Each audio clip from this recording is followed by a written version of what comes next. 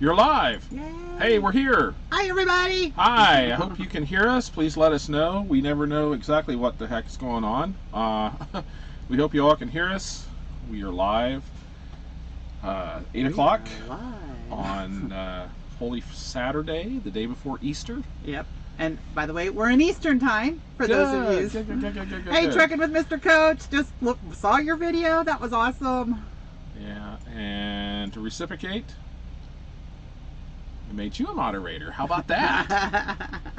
That's pretty cool. So anyway, thank you for joining us tonight. We are Jim and Judy back, and we are the folks that are here on It's a Highway Vlog. If you've never been to our channel before, thank you for joining us tonight. We try to do a live video every Saturday night. If you do not know what we do, when we have service, we drive a straight truck, a 40-foot long straight truck. We are expediters, and we are leased on to FedEx Custom Critical. We have been doing this about 9.5 years. We own our own truck. We are owner-operators. The bank technically still owns it. But yeah, trust me, we don't own the truck. Well, we lease time in it. So anyway, we're here. We are out on the highway right now. We are in Remington, Indiana at the Petro. Well, technically, no one's driving right now. In case any of you are wondering, we're not really on the highway. We are actually at the truck stop. We're at the truck stop. We're here for the weekend at the Petro. We do have a load for Monday that picks up here in Indiana someplace at an undisclosed location. And we'll be heading out to the hot spot. Well, one of the hot spots. Yeah, so we're out here just trucking along. Hi to everybody that joined us tonight. Thank you so much. And thank you so much to Trucking with Mr. Coach. That is another YouTube channel. They are awesome. If you haven't subscribed to them or watched their channel, please go and do so. They're just awesome. They're in the comments here. You'll see Trucking with Mr. Coach. And Danny and Stephanie Cordero, they do an awesome job, and we just really love their channel. Full of energy. And they were so nice tonight to us. We popped into their live video they did just before this, and they gave us so much love. We really appreciate it. And just can't wait to get out and meet them folks in person. Yes, it would be really nice to run in. Well, after all this is over, run into them, but you know what I mean. She's warning. She's a hugger. Can't do that right now. Yeah. So, two crazy Florida truckers. Hey guys, hi, nice to see you here too. Another great YouTube channel too, and somebody, who was it? Ellen from Texas. Hi. Hi. Yeah, we're going back trying to read the stuff. Ms. Brown, hi. And if we miss you, I'm sorry. Mike said hi. Did we say hi to him already? Hi, Jim. Yeah. Hi, Jim. Long time no see. Yeah. Well, so we've already been live for about an hour and a half tonight, but we did it on Facebook this evening, and it was an interesting experience. We've done one other Facebook Live, and we're just trying to branch out a little bit, do a little bit of stuff off YouTube, maybe to attract a little bit more attention, I guess. Not that we're really trying to do that. We started this channel as sort of a hobby for me because, you know, I was bored. He gets bored. And so now it's grown. I think we have about 257 subscribers as of whenever we started this tonight. And so we're trying to grow. Our main purpose is just to relate our experiences. And if we can help somebody, that would be awesome, because we had a lot of help when we first started. Yeah. So, like I said, we've been out here for about 9.5 years, and we know a little bit. Maybe we've learned. We've learned, but as we were talking about though, and I think we've said this through our videos this week, it's like we feel like we're newbies again. Yeah. You know, that we're all starting over again, and I think that's not just in this job; it's in everyone's job. People are working from home and stuff. Yeah. Noah says hi. Hi, Noah. I've talked with you a lot today. Well reserved. You can't wait. Hugs are welcome. Yes, we can't wait to run into you guys. Hi, Kim. You were on our Facebook Live earlier. Thank you for that. It's great seeing you here. And yes, Trucking with Mr. Coach, they have been away for a little bit from YouTube, and now they're back. They did another live tonight. Awesome. Like I said, go check them out. Go check out two Crazy Florida Truckers. There is, if you look at our channel homepage, there's a list of several other YouTube channels that do essentially what we do. The Crafty Truckers, the Trucking Couple, and if I forgot your, you know, well, you're there. Just, you know, yeah, two Crazy Florida Truckers are out there too. So. Yeah. Oh, Jeff is back. Hi, Jeff. No pun intended there. Yeah, hi, I'm back. Yeah, Jeff Walton. Jeff and Denise, his wife, are also expediters. They currently drive for Panther. Now, Jeff and Denise, have they done it as long as we have? I think, Jeff, when did you guys start originally? I think you guys have actually done this longer than we have. Jeff and Denise used to drive for FedEx Custom Critical. We ran into them many years ago. Have stayed in touch. They were off the road for about 3 years, I think, and now they're back out and they're driving for Panther. And they're from the state up north. We're from Ohio. Can't say that one up north. Just not allowed. If you don't understand college football, well, you just won't understand. Well, nobody understands it right now because, you know. It's not often. So anyway, we're here. And we're having fun. That's what we like to do. And if you have questions about trucking, expediting, anything else, we'll act like we know what we're doing, and we'll go from there. That's what I get accused of doing all the time. Yes, go Buckeyes, definitely. Go Bucks. 9 years, Jeff, so they must have got out right before, or came out right before we did, maybe, because I think we're what, 8.5. We're gonna be 9 in August. No, 9 in June. 9 in June. Whatever. I don't even know. Yeah, Ms. Brown says, keep the info coming. We plan on being owners someday and appreciate all the info you can give. Yes, well, we like to try to help other folks because we had a lot of people that helped us out when we first started, and we so much appreciated that over the years. We try to be open and helpful with everybody we run into. There's no sense, there's a I don't know how to describe it. There's a mindset, it's called a mindset of abundance versus a mindset of scarcity, and we always try to be abundant with our knowledge and help others out. We've been given quite a bit, and we like to try to give that back. And so there's no sense not trying to help your fellow person out. And that's what we're supposed to do. So. One of our longtime mentors was actually on our Facebook Live broadcast. They actually knew us before we started trucking. So 11 years. See, I was thinking you were kind of a little off on that. But. I think there's the key right there. Denise corrected you. So that means Denise was right. What we had this discussion. What advice do you have for new owner operators or aspiring ones? Keep aspiring. Keep aspiring. Importantly, talk to a tax professional, an accountant. Probably the best piece of advice that we could give to anybody. We have seen so many people over the years get in trouble with taxes. Most of us are 1099 contractors, independent contractors. So when we get paid, we do not get money taken out for taxes. And we've seen so many people, I mean, it's crazy. An owner-operator, you bring in a ton of money in revenue. You also have a ton of money in expenses. I mean, last year we grossed around $275,000. That money flows in and out of our bank accounts. And without someone that knows how to deal with those taxes at the end of the years, you can find yourself in deep, deep hot water. And also get some advice on how to structure a business. We are an LLC that is taxed as an S corporation, and we had an accountant set that up. We actually are technically employees of ourselves for tax purposes. So important to talk to someone to do and that. As you can see, who was the one who talks to and understands what the accountant says. Yeah, every year we go in and we sit down and we have a meeting with him. He tells me, hey, I saved you $5,000 this year on your taxes. And I say, thank you very much. Here's your check. And I go on down the highway, and it works. I don't have to melt. The only thing I do is keep track of how much we spend and how much we make. And I give him the numbers, and he does his magic. And voila, and there we go. There we go.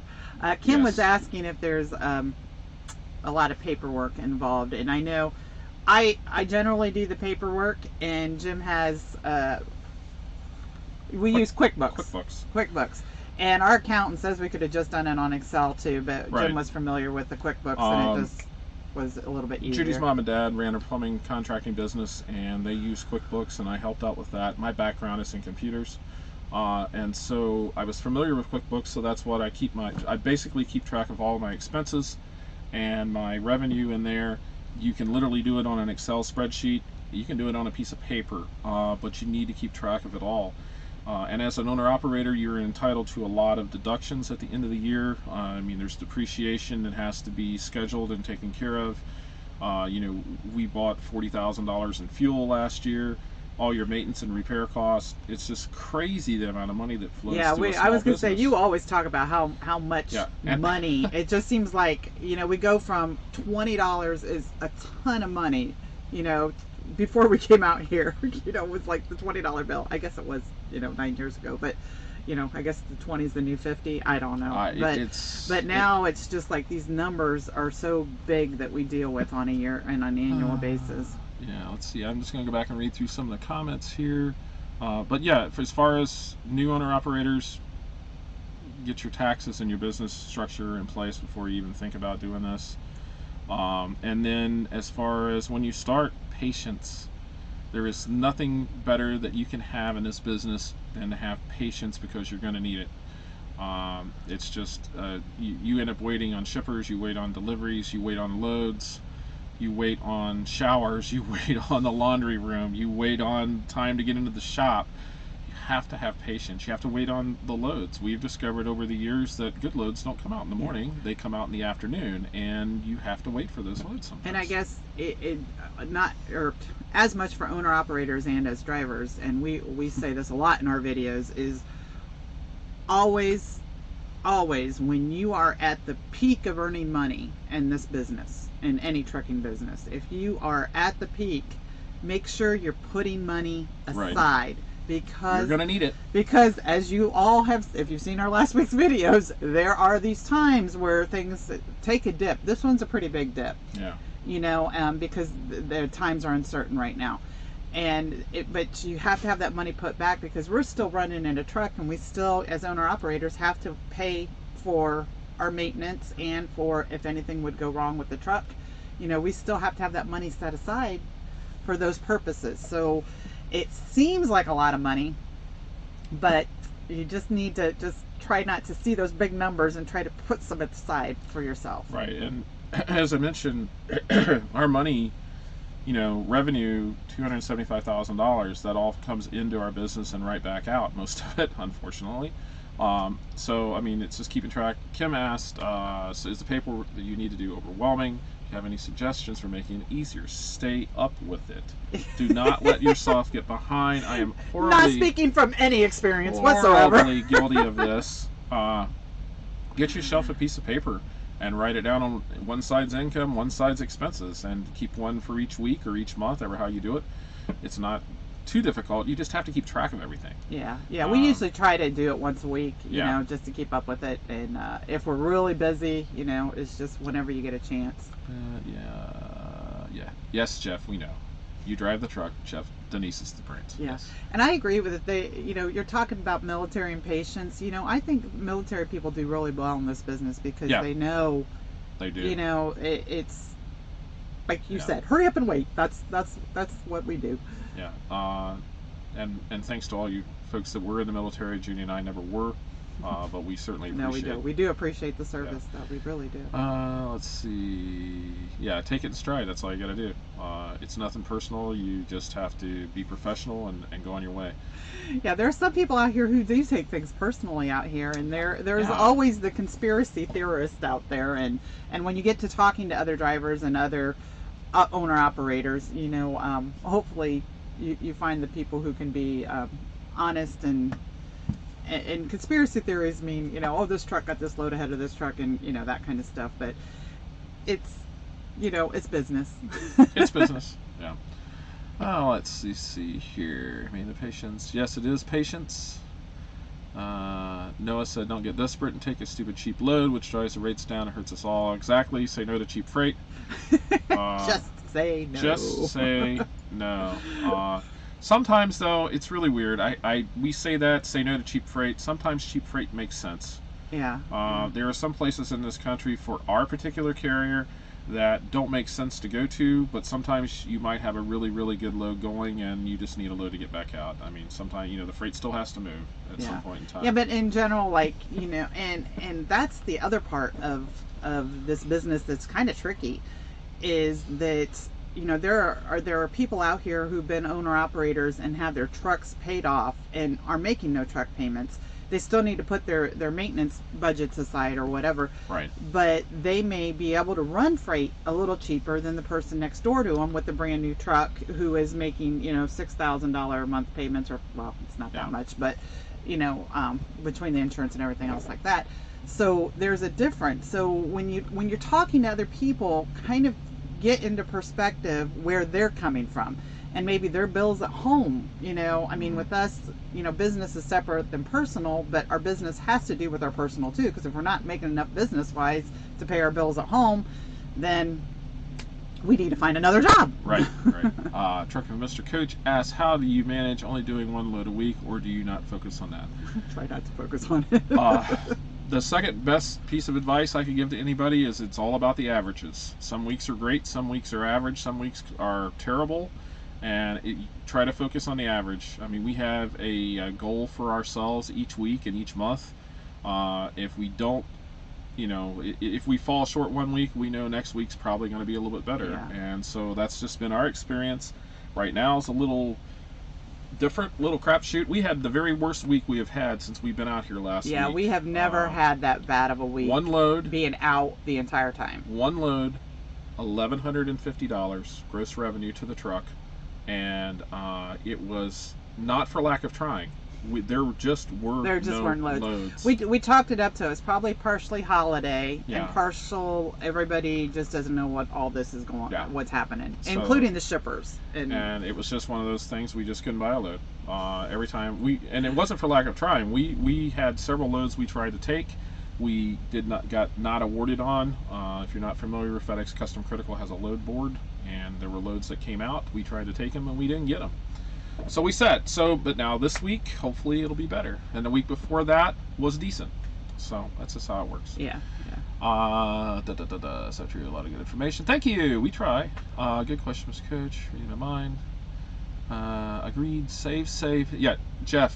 Obviously, this is not Jeff. Denise has taken over. And save. Pay quarterly. Saves. Get a minute. Network. Keep track of where you get good loads and where you don't. Be patient. Better to ditch that run cheap freight. Yes. Zig when you should have zagged. Probably. There was no zigging or zagging last week. It was there was just no loads. Right, straight trip into the hopper. Yeah. We were actually in a really good freight area last week too, and it was the freight in general. It wasn't really any decisions that we made or didn't make. It was just the freight wasn't there. Yeah, Kim, that's sort of what our accountant has suggested to us. We actually do ours a little odd. Our taxes are taken out for us. We get a weekly paycheck, and all that accounting is done on the backside. And we have our taxes are taken out and paid monthly out of our business checking account. So that's about what it works out to. It's about 20%. That's what our accountant said. You know, for taxes, it's like 15 to 20%, and we always, like you, we'd rather save on the high side of things just in case. Yeah. Jeff and Denise are two wonderful people.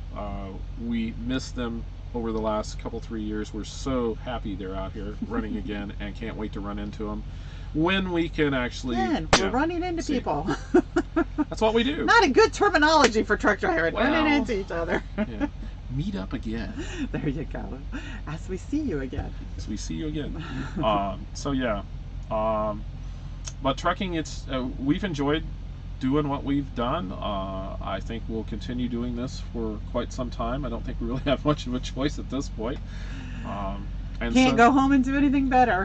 In our backgrounds, as some of you obviously already know what we do, or what we did before we came on. I was in education. Actually, both of us were in education. He was just on the technology side, and I was on the administrative side. So, we still couldn't go back home and do what we're doing. For one, I wouldn't get hired. I'm too old. Yeah, too old and knows too much. And Jim's lost all his technology guru stuff. Yeah, I've let my technology skills slip. Judy is frankly, too overly qualified to be able to go home and get a job. Overly qualified. Yeah, they wouldn't hire me because I got too many years experience. Well, you also, and my wife has a master's degree in education. I mean, she was in education for that long. So, I mean, I don't know. What's going on with your new truck? Well, we're just still waiting right now. Good question. The new truck, they're telling us probably 1, 2, or 3 weeks away. Not really for certain. It is in Columbus at the moment at Capital City. I'm not really for sure how this is affecting Capital City truck or trailer in Columbus, Ohio. They are the ones that set the box on the truck. They put the reefer on the box, then they put it on the truck. and I'm pretty sure they took the lift gate, the toolboxes, all that, and so it's in progress, and they are still telling us by the end of April. So I mean, now we're talking still 2 to 3 people. We get to the end of April, so it may be by the beginning of May. And Jim, way back in the day, or way back when they told us end of April, you decided it was going to be June. Yeah. So they're ahead of the game. They're ahead of the game. We still don't know what's going on for certain with that. We've got a couple things in the works with this truck. Currently, we don't know, and not going to comment on that. So anyway, that's what we're doing. So. Yep. And Francisco said, Francisco, hi. Thank you for tuning in tonight. Yeah, I hate that overqualified thing too. Yeah. And in education, we used to talk, and this is back, we're going 9.5 years ago. Yeah. You used to look at the older teachers and say, it's time for them to go. It's time for them to go. But you know what? Some of those older teachers were so awesome. And I actually have my English teacher is on Facebook, and she's still, she's 70 some years old, and I would still love to have her in a classroom because she is just so energetic and so just positive about everything. She's definitely not she is overqualified. She's not overqualified. We're all She's very qualified. Right? We're all overqualified. We're all overqualified. But yeah, we drove. We started out driving for Expediter Services for a year in one of their old red Kenworths. If you guys have been around expediting, you know what that is. It actually had a porch on it. Yeah. You could almost put a chair on the side of that step. It was crazy. And then we drove for another fleet owner for 2 years and loved it. Was in a really nice truck. And then a twin screw truck. Yeah. And we decided at that point we had the opportunity to get this truck. So we bought this truck in December of 2014, and we have ran it ever since. Been in it since day one, and we continue to drive it. 870 some thousand miles. Yes. 70, almost 78. But it is. Things changed at FedEx. Honestly, to tell you the truth, we are in what is called a C truck, which is a single drive axle. There's 2 axles on the truck, and for some quirky reason, FedEx calls us a C truck. The dual axle drive, tandem drive, twin screw trucks, whatever you want to call them, ones with the tag axles in the back, are called D trucks. They can haul more weight than we can, even though we have a 22-foot box. We can haul lots of pieces. We just can't haul any weight. The way FedEx used to do stuff, quirkiness, we actually had an advantage over the D trucks. I felt a lot of times if there was a C load, a small load, we would probably get preference over a larger truck. I can't prove that, but I've seen it happen. So now the way they change stuff, I feel that we're really in a disadvantage. I cannot see loads on the load board that I can fit and haul on my truck because they're classified as a D load. And as a C truck, I cannot see D loads. Yeah. So I think we're at a disadvantage. If this truck was a dual axle truck, I would probably not consider selling it. I would keep it. But I feel that just for us, it's sort of a disadvantage. And I don't know if you know this or not, we ended up replacing the engine in this truck at 621,000 miles. That was a real pain in the butt. That's why that maintenance fund came in really handy. Yes, it did. And so, yeah, we're just onward and upward. So Mr. Anyway, Coach said something about the clearance lights, which you, by the way, helped with, because I know I didn't have any part in that. Clearance lights, like printers were when I was in education, are the bane of my existence. I hate light problems. And we have a ton of extra chicken lights on this truck, which have been a pain since day one. I love the chicken lights. I just love them. But Jim will tell you he's rewired all of them. Yeah, since we got them. It's like my hobby. I rewire the truck. See, he got them all fixed, and now he started doing YouTube channel. Yeah. So, hi Larry. Larry. Larry is from a land a long ways away, up in Alaska. So hopefully you're having decent weather and no moose attacks this weekend. So it's good seeing you. But yeah, so with our owner operating stuff, we've enjoyed it. I think we would do it again. I really honestly would not want to go back and drive for a fleet owner. The 2 that we drove for were good. They were actually awesome for us. And that's not necessarily always the case. There are some really, really good fleet owners. There are some really bad fleet owners. And so we just had a good time. Hi guys! Wow! The trucking couple. Woo! Hi, nice seeing you. The Trucking Couple. In case you guys have not ever seen their channel, which I believe is probably impossible if you're anything around expediting. Frank and Stephanie, they are the Trucking Couple, and they have an awesome YouTube channel. So please go out and check out their channel and subscribe. Watch their videos. They do some really awesome content. Frank has been around not quite as long as we have, but he knows so much about it. Yeah, he knows a lot about the business. And talking about a good fleet owner, great fleet owner, the folks that they drive for, Highfield Trucking, are awesome. I've heard nothing but good things about them, so go check them out. Thanks for stopping in and talking. Yeah. Aw, shucks, yeah. Yeah, we know Frank. You're blushing. He's blushing. Yeah, Frank, I'm sure you're blushing. Mr. Coach was asking about our engine because you started talking about it and then I interrupted. Oh, let's see. How much did it cost to replace the engine? Okay, so here is the short version. Not really. Well, no, I won't be the short version. Our engine blew up 621,000 miles on the truck. It spun a main bearing. Going up a hill on I-70 and Wheeling. It just I was driving. Started making weird noises. We got it luckily into the TA there. They had no idea. We ended up having it towed to a Detroit shop. We took it into the shop and they said, we can't do anything for you. Good luck. Long story short, spun a main bearing. They highly recommended against us rebuilding the engine. It would have taken 8 weeks to get the parts. Everything was on a national back order. We were presented with 3 options: buy a brand new engine, $48,000; have the one we had in this truck rebuilt, $30,000; or find a used one. And we found a used one that had 83,000 miles on it. We bought it from Frontier Truck Parts up in Grand Rapids, Michigan. Cost us $18,000 for the engine, $5,000 to have it put in the truck, and a few more odds and ends like oil and shop equipment and things. It was about $24,000. Yeah. And so now we have an engine that has about 230,000 miles on it. Runs great. Was a perfect match for this truck.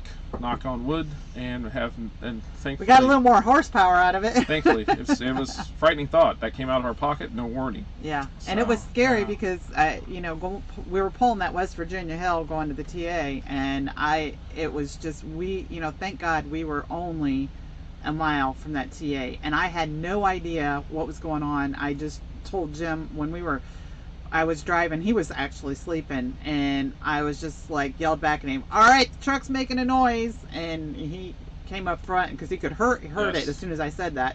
And what it sounded like, it was so weird. It sounded like, and who would do this, going uphill with the Jake brake on, and an unmuffled Jake brake. That's what it sounded like. Which happens. Yeah, but it was coming from our truck. We actually had it done at the Detroit shop in St. Clairsville, Ohio. Their name escapes me at the moment. Great shop. Truck was in the shop for 7 weeks. This happened right before Christmas, and so we had to go through with the Christmas being off for a little bit, and then New Year's, and we did have to get some financing for it, so it just took a little longer. No fun. Yeah, but the Trucking Couple is absolutely right. All those little dollar signs, yeah. Let's see here. Freightliner. Hi Frank. Roughly 30K. That's about it. Yeah. About 30,000. Yeah. Ours was a little cheaper. We went with the used engine. That was really only our option. The parts for the rebuild were on an 8-week national back order. And even the new engine was going to take at least 7 weeks. Yeah, and new engine. Literally, they handed me a bill across the counter for $61,000, and that's because there was a $12,500 core charge. We would have got the $12,500 back if the block on the old engine was okay and it wasn't cracked. If that was cracked, then it was going to cost us $61,000. We were just like, no, I don't think so. And so we found an option. You got to have options. Yeah. Can't wait to buy our first truck. Yeah, Frank, we did a live feed finally. Yeah. Yeah. They did a great job with the live one too. Yeah, definitely a cost of doing business. Do you have any shops that you recommend? Well, I like the face. Yeah, we do. We have always taken our truck to the Freightliner in Lima, Ohio. They're a great little shop. It's a Stoops Freightliner. The same folks that is over in Fort Wayne. that most everybody in this business knows about, but they're a smaller shop. They're not as busy. I have literally called them on Friday and said, hey, I need a PM done on the truck. When can you do it? Bring it in Monday. And we're out of the shop by 2 o'clock in the afternoon. Yeah, Monday. Usually if we call them the day before, they'll get us in. And not that we don't have to wait for hours, because you still do. You still have to wait your time to get in there. But they also have a body shop too. We are a refrigerated truck. We try to take our reefer unit, which is a Thermo King reefer, over to the Thermo King shop in Fort Wayne, Indiana. Everybody that's in this business knows who Dennis is. Dennis. And he is like the And he will retire at some point in time, and hopefully he's got somebody trained really well, because he is an he kept up. He's an older mechanic, so he knows how to look at things without the computer. Yes. But he's also has kept up with the computer stuff. Yeah. So he is really good. I just hope he can train somebody on the old stuff, because if he can't find something with the computer, he knows how to get in it mechanically and figure things out. Yeah. So, and then as far as some of the other Freightliner places we've been around the country, we've been fairly fortunate. We really haven't had too much to deal with. We try to do local shops. I buy my tires locally. It costs more, but it supports a local business in town that's been there for 70 years. Yeah, my hometown. Judy's hometown. Wilson Tire Company in Upper Sandusky, Ohio. Yep. If you would go Old 30, well, nobody knows what Old 30 is. But yeah, they're awesome. They know tires inside and out. They did the alignment on this truck, and you cannot believe how my front tires have worn. They are perfect. Knock on wood. Yes. Find something to knock on. Let's see here. I'm sorry, Frank. I interrupted them. They were doing their live, and I came on there, and they gave us so much love that they actually closed their live feed down and came over and watched us. So I feel bad. Yeah. We try to take very good care of the truck and have everything done PM-wise. Like right now we're caught up on everything, the PM on the truck, the reefer, and the generator. And so we try, if you let a problem go on a truck, a small problem will turn into a big problem. And I learned that from my father. My dad had trucks. I grew up around trucks. I'm surprised that I can actually get all the grease out from underneath my fingernails. I figured it was permanently affixed. And so I've been around trucks pretty much most of my life. And that's you never let a problem go. If you let it go, it'll turn into a big problem and it'll cost you. Like the other day, we went in for a DOT inspection, and the guy happened to notice that the water pump on the front of the engine was starting to drip. And I said, go ahead and replace it. He said, well, you're sure it still looks good? I said, no. I said, if I let that go, it's going to break down on the side of the road. I'm going to have a tow bill. Replace it now. You're sitting here looking at it, go replace it. And that's part of the reason you have that maintenance fund too. Yeah. Just because of little things like that you don't want to let go for too long a period of time, because it could wind up being a more major expense in the long run, because it could affect something else. Lots of love going on. Yeah, lots of love. And that's what's so cool about all the YouTube channels is every one of these people, Yeah. Coach and the Trucking Couple, Two Florida Truckers, they just all are so happy to help other people and mentor them. Right. It's so great and to have all this out here. That right there, we are happy to help. That is our philosophy. We try to answer questions that we can. I'm very transparent, probably too much with our money. I mean, I talk money. I've never been one that shies away from it. I don't do that to, try to say that we're making all this money. We're not. We know for a fact that there are people that make a lot more money than we do. We are terrible. We go home. I like to be around family. We don't stay out as much as we do. Or we'll say, hey, let's just run that short one. Oh no. But we make what we need to make, and and we're happy, and so that's all we try to do. I'm thoroughly convinced that if you stayed out here and ran your butt off, and that's what you wanted to do, you could probably, in years past, I don't know now, you could make $350,000 a year. But we don't. Trucking Couple. And all your time as a receiver ever tipped you? Yes. Surprisingly, yes. Now, are you making money on the side that I don't know about? One of the most interesting loads, well, not interesting, but were setting in North Carolina. There was a load that popped up that went from Virginia to Pennsylvania. Normally we wouldn't have taken it. Okay, it was cheap. And this has been 6 years ago, maybe. We took it, went over and got it. It was actually a dock, cross dock with another FedEx truck from it turned out to be candy wrappers. We delivered to, and I never say customers, but this has been 6 years ago, so I think I'm okay. We delivered to Hershey's in Hershey, Pennsylvania. And if you can imagine what those candy wrappers were for. They were for Kit Kat bars. And after this, the guy, as we were leaving, says, "Oh, hold on.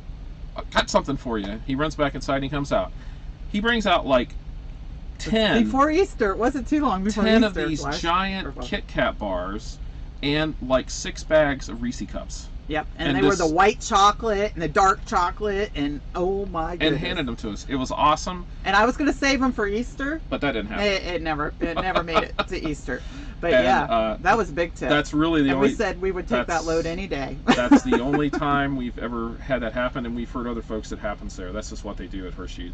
They give the drivers, they really appreciate the drivers and everything. So that was awesome. Yeah, and they did it for all drivers, not just us. Now, I think, if I remember correctly, we did do a load that one of the customer that we did it for, he was used to tipping everybody because of his position and what he did. And we're just like, no. We did a lot of work on that load. Yeah. A truck full of stuff on that truck. We and the load really paid terrible. I mean, it paid like we're kind of doing it for a favor. it paid like $1.50 a mile for us. You mean the Hershey one? Yeah, it wasn't good. It's not good. But we said anytime that we see the destination as Hershey, Pennsylvania, we're taking a load. Yeah. We'll run it for free. Yeah, it gets us closer to home, and we get candy. It was awesome. Haven't seen one since, though. No, we haven't. And it's a one-off thing. And I normally would not say customers, but I mean, literally, it's been 6 years ago, and I don't think it's a big secret with Hershey. Yeah, no, they do it to they do it all. They're actually, you should look. And we delivered late too. You can deliver to them anytime during the night too. I think it was like 1 o'clock in the morning. If you really want to read some interesting stories, because I actually did this, go and read about Hershey. They do some really awesome stuff. They actually have like a village where people go and they live and they take in orphan kids and they live in a family atmosphere. They do some really cool stuff, and they have their park, and so they're one of those communities, one of those big corporations, one of those big heartless corporations that actually does have a heart. They have a heart. I'm very, very big fan. Keeping us in chocolate is major. They do some awesome stuff for kids. I've got to read again. It was a good load. Be appreciated. It is awesome to be appreciated. And we're seeing a lot of that right now. There's a lot of people really appreciative of what we're doing, staying out and delivering stuff that needs to be delivered and putting our lives in a little bit of risk. I don't get out of the truck. I have no contact with anybody. I just stay in the truck. Judy, on the other hand, you couldn't tell by as much as he talks on this channel that he is not very social. Well, and he is social. I shouldn't say that when we get out. First tip last week, delivering some food wrapping machines to a food home delivery business.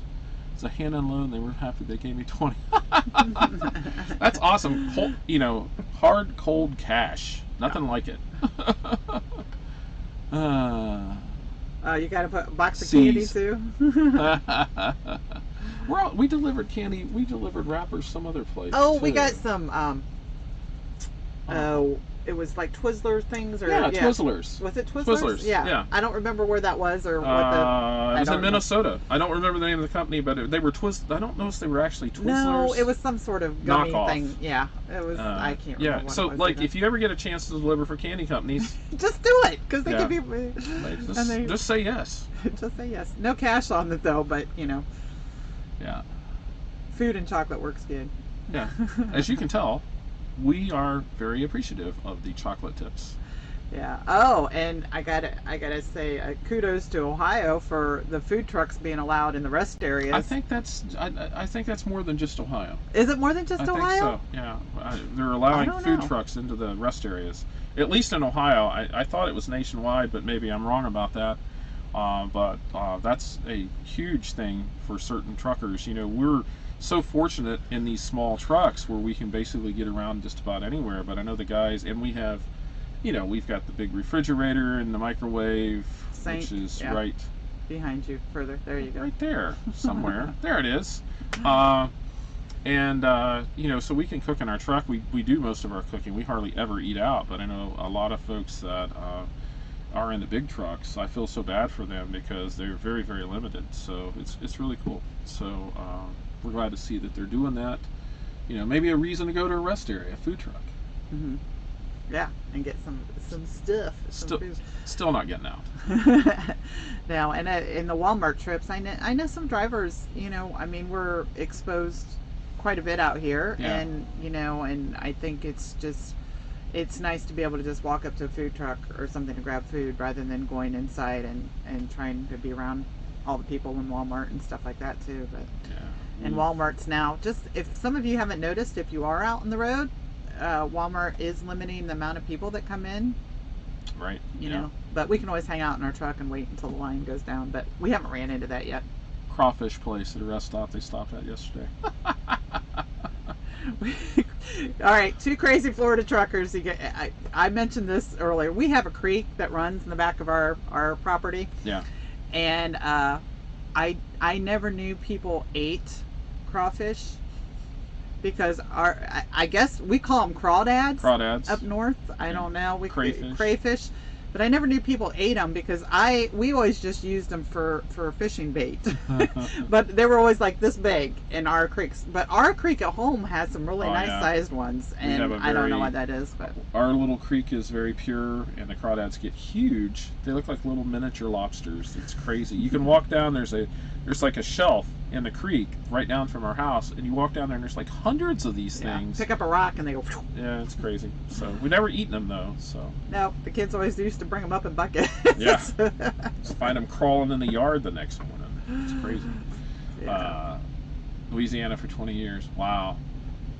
Yeah, I guess that's what being from Ohio. We don't our crayfish, crawfish, crawdads, whatever you call them. Yeah, usually don't get very big. If our meat doesn't walk around and go moo, we don't eat it. So yeah. So days spending the weekends up front with all our friends at Petro and Bordentown. Good old days. Yes, indeed. Yeah. We that is one thing that we have noticed the last couple of years, and I don't know if it's a function of the load board with FedEx or just the fact that that place is gone. The Petro in Bordentown has always been pay to park in the back lot. It's a huge truck stop. It's the largest truck stop on the East Coast. 400 and some spots to park in. It's always full. Never a place to park. And so, but up front they had a separate lot, and it was actually lined and marked off for essentially straight trucks. Mm-hmm. And I don't know, or bobtails. I don't know if FedEx had a deal with them at some point in time or not, but the Bordentown Petro is sort of centrally located on the East Coast. It's not too far from Philly. It's not too far from New York. It's pretty much almost in the middle, I guess, a little closer to Philly. And so on the weekend, you would have like 7, 8, 10, 15 FedEx trucks would congregate up front, and we used to have cookouts on tailgates. People would run up there's an Amish flea market down the road, awesome meat. We would run down there and get meat and have a big cookout. We've met so many of our friends out there at that particular Petro and spent the weekend with folks. And you spend a weekend with people, you get to know them. We know some of you folks as acquaintances. We've talked to you on YouTube. Maybe I've talked to you on the phone. But, maybe have never really spent a weekend with you guys. And, and out and away from the trucking. Yeah. Where you go to Venice Beach and walk around yeah, we did with that. people, or you go to the flea market. Or Frank, by the way, you can text Jim. Yeah. Go ahead, because we're using the webcam. Yeah. Yeah, no, that's good. We're on the phone. Go ahead and text me. That's where we met Frank and Stephanie in Bordentown. We've met so many other folks. Did we meet them in Bordentown? Yeah. Yeah. Yeah. We met Frank. We met Frank, and then we met Stephanie because Stephanie did not get out of the truck the same time Frank did. Frank comes bouncing in, like a bunny on speed, and he's all ready to go. Hi, how you doing? I'm Frank, and this and that, and then Stephanie came in later. So, two different people, in two different worlds. Works out great. We love them both. We do. All right. Oh, I have got a secret text message. Yeah, yeah. We did. Oh, our first one. We call our little seasons in trucking is our red truck, blue, and then this truck, which we don't really have. We've never had a name for this truck. This is just our truck because the other two trucks didn't belong to us. This one's our truck. But when we were in the red truck, when we first started driving, that was the place. We actually had just gone in to eat, and it was just the two of us, and we saw all these people kind of in their lawn chairs around the back of one of the trucks. And I told Jim, I said, let's just go over and say hi, whatever. And they wound up going to the back. They were having this cookout with steak and shrimp and, who knows what else. And then they said, we started talking and they said, well, come on, eat, come over. There's plenty. Still to this day, really good friends with a good portion of those people we met that very first time out there. And to answer your question, in the good old days, did you guys help each other out with information? Some people did, and some people didn't. Yeah. We have always really relied on folks. When we first started, the Expediter Services was a great people to drive for. They didn't give you too much information on what you're supposed to be doing. And so I, believe it or not, am an introvert. I don't make friends easily. I don't talk easily to people, but I force myself to get out and knock on doors and say hi to people in the parking lots. Yeah, when we first started, I was the extrovert and he was the introvert. And then when we got into the trucking after I was in education, I was just like, I'm done with people. I'm just done. So Jim would get outside the truck and I'd be just like, oh, I wonder where he went. Why is it taking him so long? Okay, I got to go out and find out what's going on. But that's how we learned. And that's why I said we're very appreciative, because we had some great people that were willing to help us out with questions, and I still talk to some of those folks today.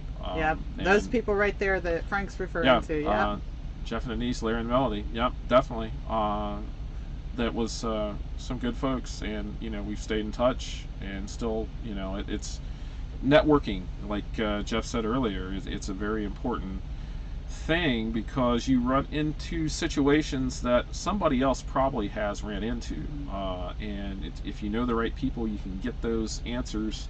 Well, and even just with certain customers, there's a group of us that all run the same type of freight and that are at the same customers, and when you first get started, you are pretty clueless. Okay, is there parking there? Is there, what's their procedure, kinds of things. What's the best way to get there? Yeah, what's the best way to get there? and because sometimes on our information we get, where the office is and not where the docks are, or if it's a tight fit, or if you need to go on a different street. Or like street. You asking earlier for different shops, where to go, where not to go, which is probably more important, where not to go. Yeah. It's very helpful, and that's why we, that's what I think our main purpose of this is to do. Going into Amityville.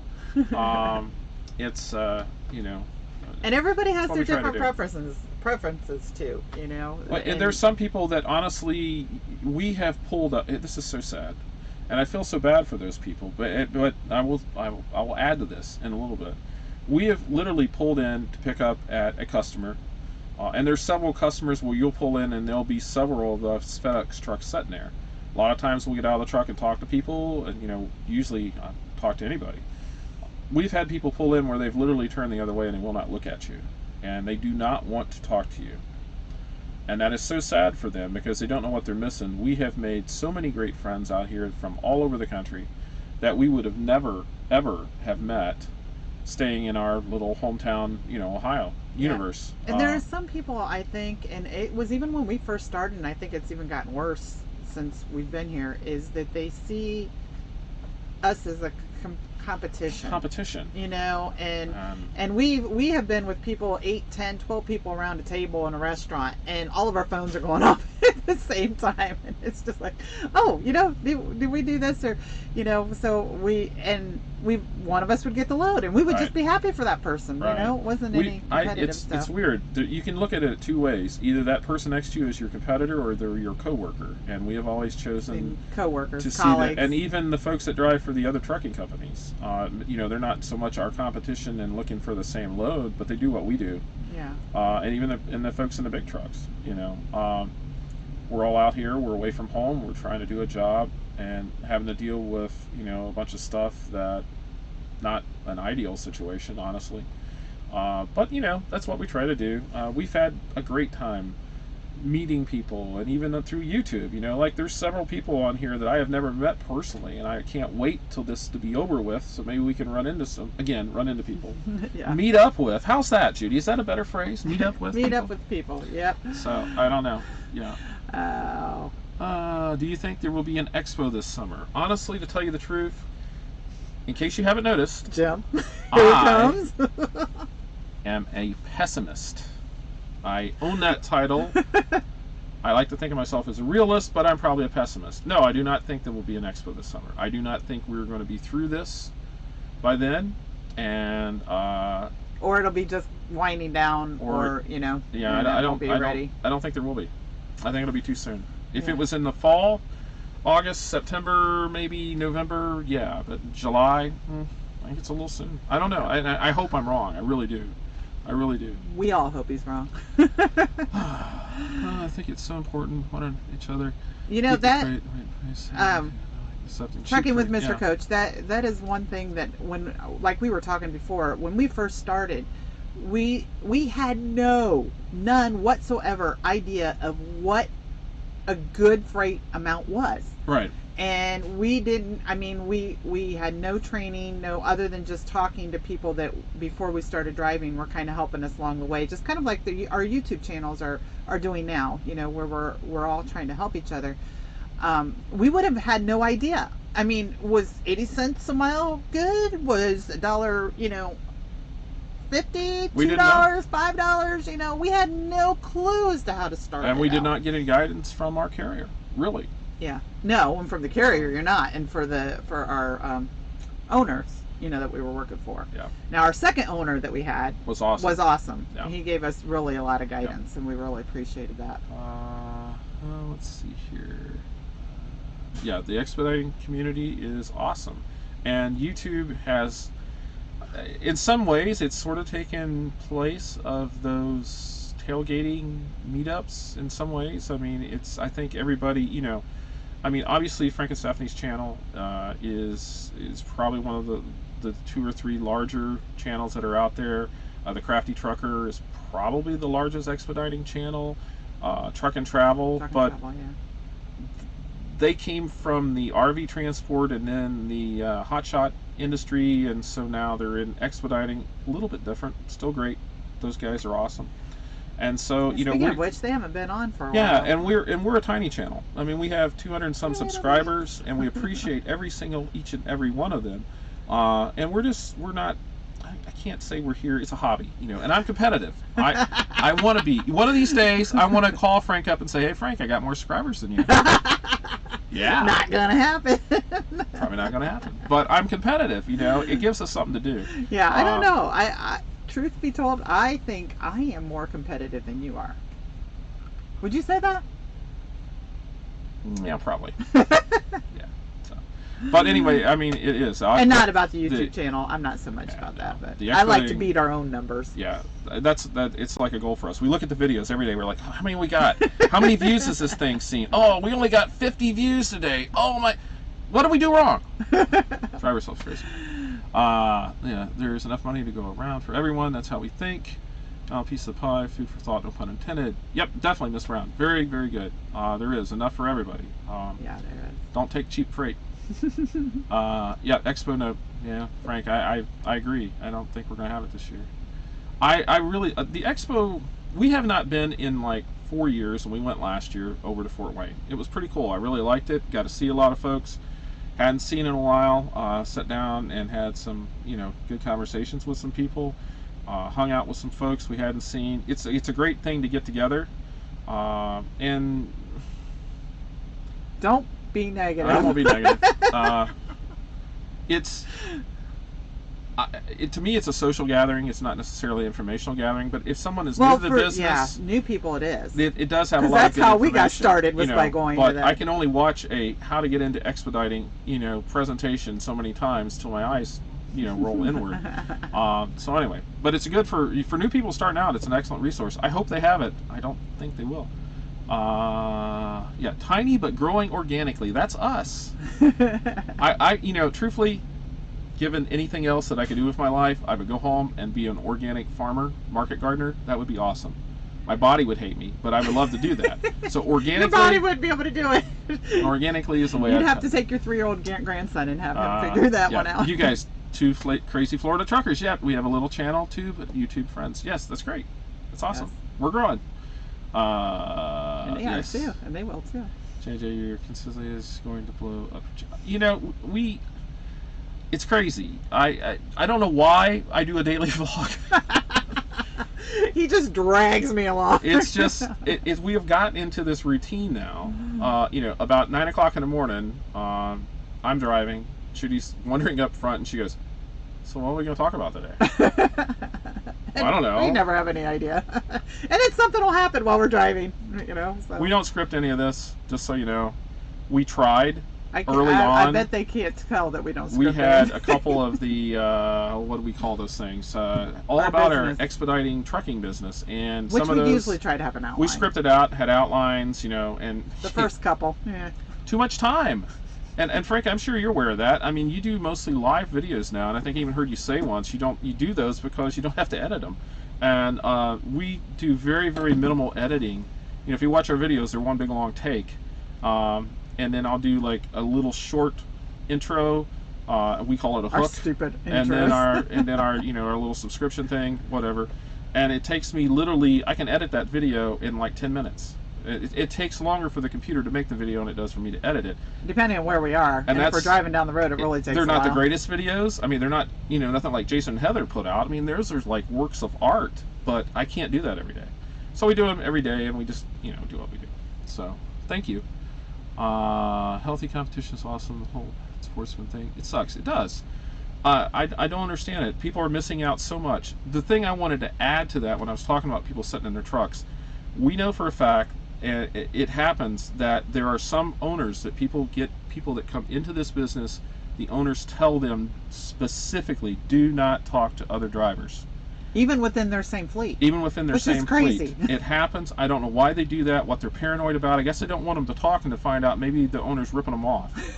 I'm serious about that. That's the only thing I can figure out. They don't want them to talk to other drivers. I've seen that happen. I've had people specifically tell me that their owner has told them that. That was before when things were social. And now these YouTube channels are great because we go on here and talk about stuff. You guys talk about, you know, the stuff. You shoot straight. You know, you tell everybody the way it is.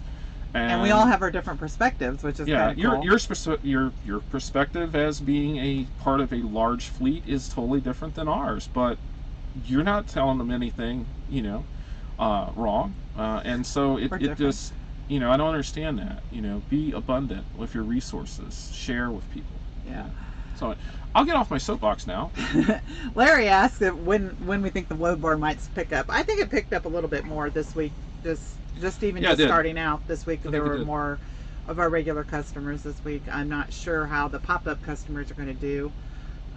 You know, that's where I think we fell short last week because there wasn't things just popping up for us. Thank you, Mike. We appreciate it very much. You do a daily vlog because you're a glutton. That's true. I am. I feel I have a second job. It's really weird. I tell Judy, so I'm going to do my other job. Well, you don't drive anyway. So. I don't. Anymore. We're so slow. Gotta have something to do.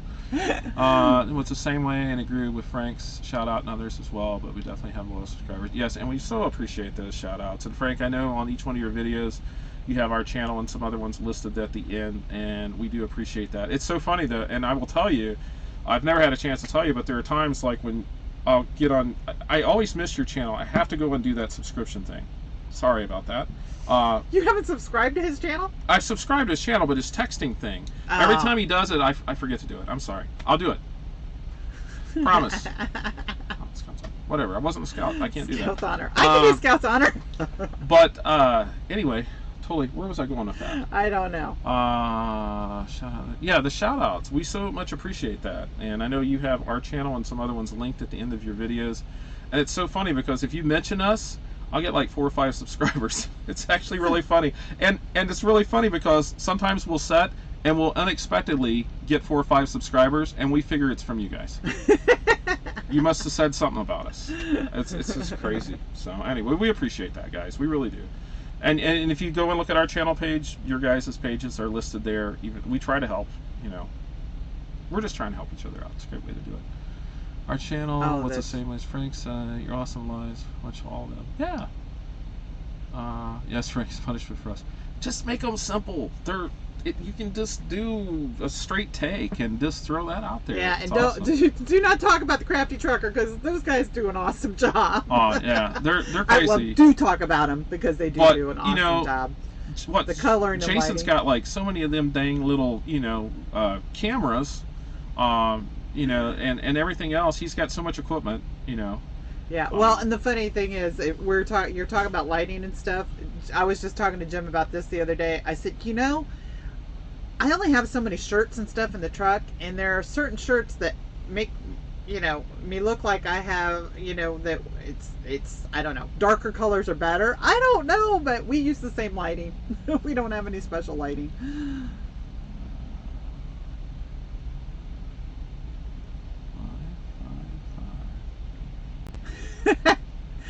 Jim's doing the text things right now as we're talking, and I'm trying to read.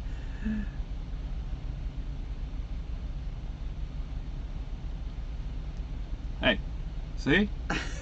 Y'all see that? He's doing it. Can you see that? Watch that. Oh, was that the right number? Messages, would like to send a message to this. Yes, send. Remember my choice. I don't know. All right. Thank you for subscribing to our channel. There you go. See that? See what I did? Thank you for subscribing to our channel, The Trucking Couple. We will send you a notification when we upload a new video or go live. You can opt out anytime. Reply stop to unsubscribe. I won't do that. Or help for messages. If I type help, are you going to get back with me, Frank? 4 messages per month, messages and data rates may apply. See, I did that. And there's a little thing. Awesome. I'm now subscribed. So when Frank goes live, or goes on the air, or whatever he does, you'll know now. I'll know. So there we go. Everybody do that. I highly encourage you to do that. Thank you, Mike, for throwing that up there. That's awesome. Yeah. Pretty cool. Yeah. Can you imagine the hate I have gotten for shedding light on expediting? Yeah, it's crazy. I know. You'll have those, Frank.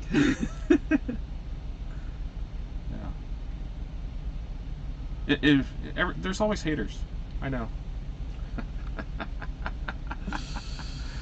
Frank and his hater. I don't know why people do that. I have never figured out why people put thumbs down on YouTube videos, and it's like, if you don't like it, just don't watch it.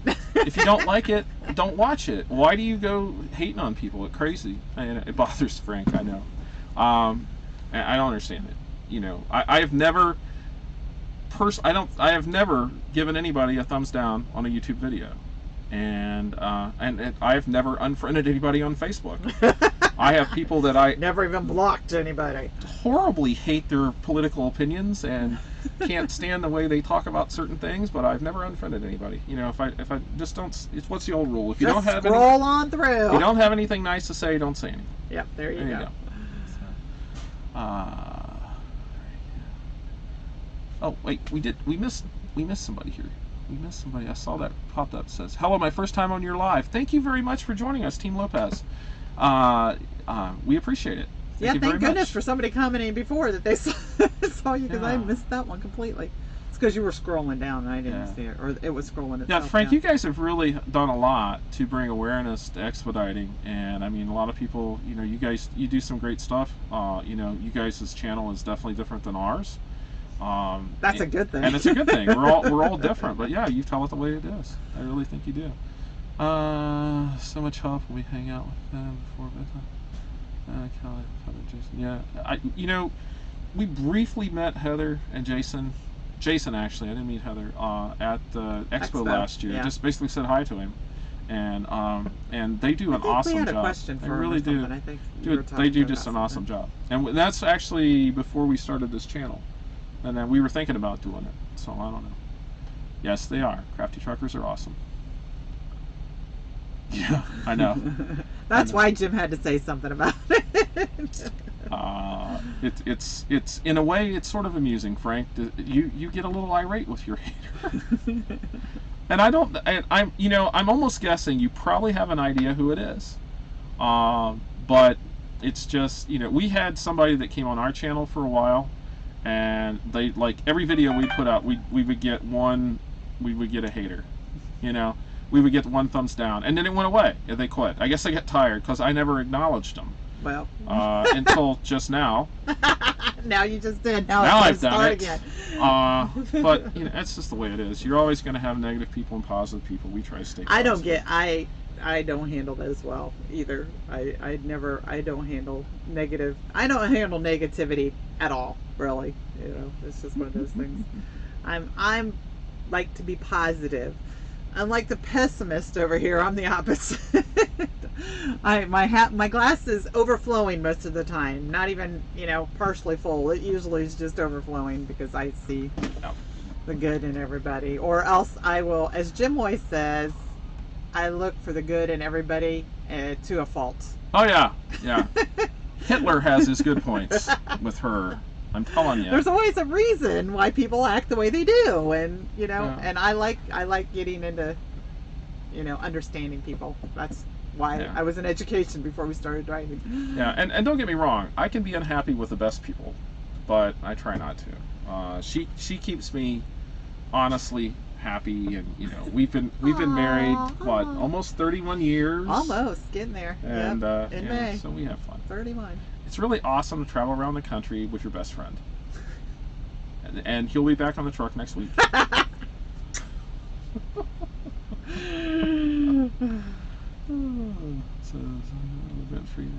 That's right. That's right. You do. So anyway, I don't know why people want to go and do that. It's so much funner just to have fun and hang out and do stuff. So. And you're right, Mr. Coach. Being positive, that's what I and it's so funny. I should say, marriage-wise or whatever. But to remember how old I am, I have to ask Jim how old he is. This is true. Because I know I'm younger than he is by 3 years. And so I'll be just like, somebody will say, "How old are you?" And I'll say, "How old are you, Jim?" And then he tells me, because I can't remember how old he is either. Right.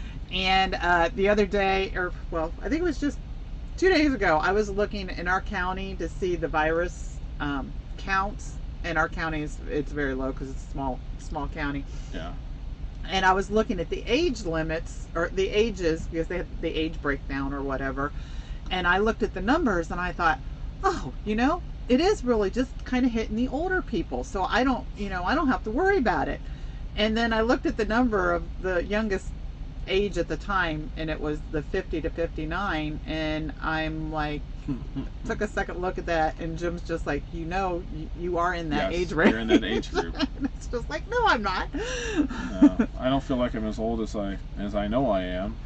My body reminds me though. Every morning when I get up. I try not to dwell on that. So, yeah. It's fun. I mean, we've ran into people when they say that, I don't think I could do what you do. I don't think I could stand being in the same space with my wife that long, or my husband that long. I will tell you, weekends kind of get a little. Well, and now it's even a little more dicey. I have to watch myself. But we have fun. We enjoy each other's company, and we always have. We've never done anything really separate. We've worked together. Kind of weird. It is. We're weird people. Weird people. Yeah. But I mean, we started out as friends, and we hung around a lot of the same people. So it was just weird story. True story. Oh no. Judy and I went to the same college together, a little small college in eastern Ohio called Muskingum College, and we graduated in 1989. Yeah, now you're really telling our age. Yeah, we actually had known each other for about a year and a half, and we worked together in the cafeteria. We were on work study, worked a lot together, and we're just friends. And for whatever reason, my fraternity had a spring formal, and I ended up going with someone else. Very odd. She went with one of my fraternity brothers, and at the middle of the dance, we went outside and sat and talked for about 2 hours. And so basically, that was our one date with other people, and decided to get engaged.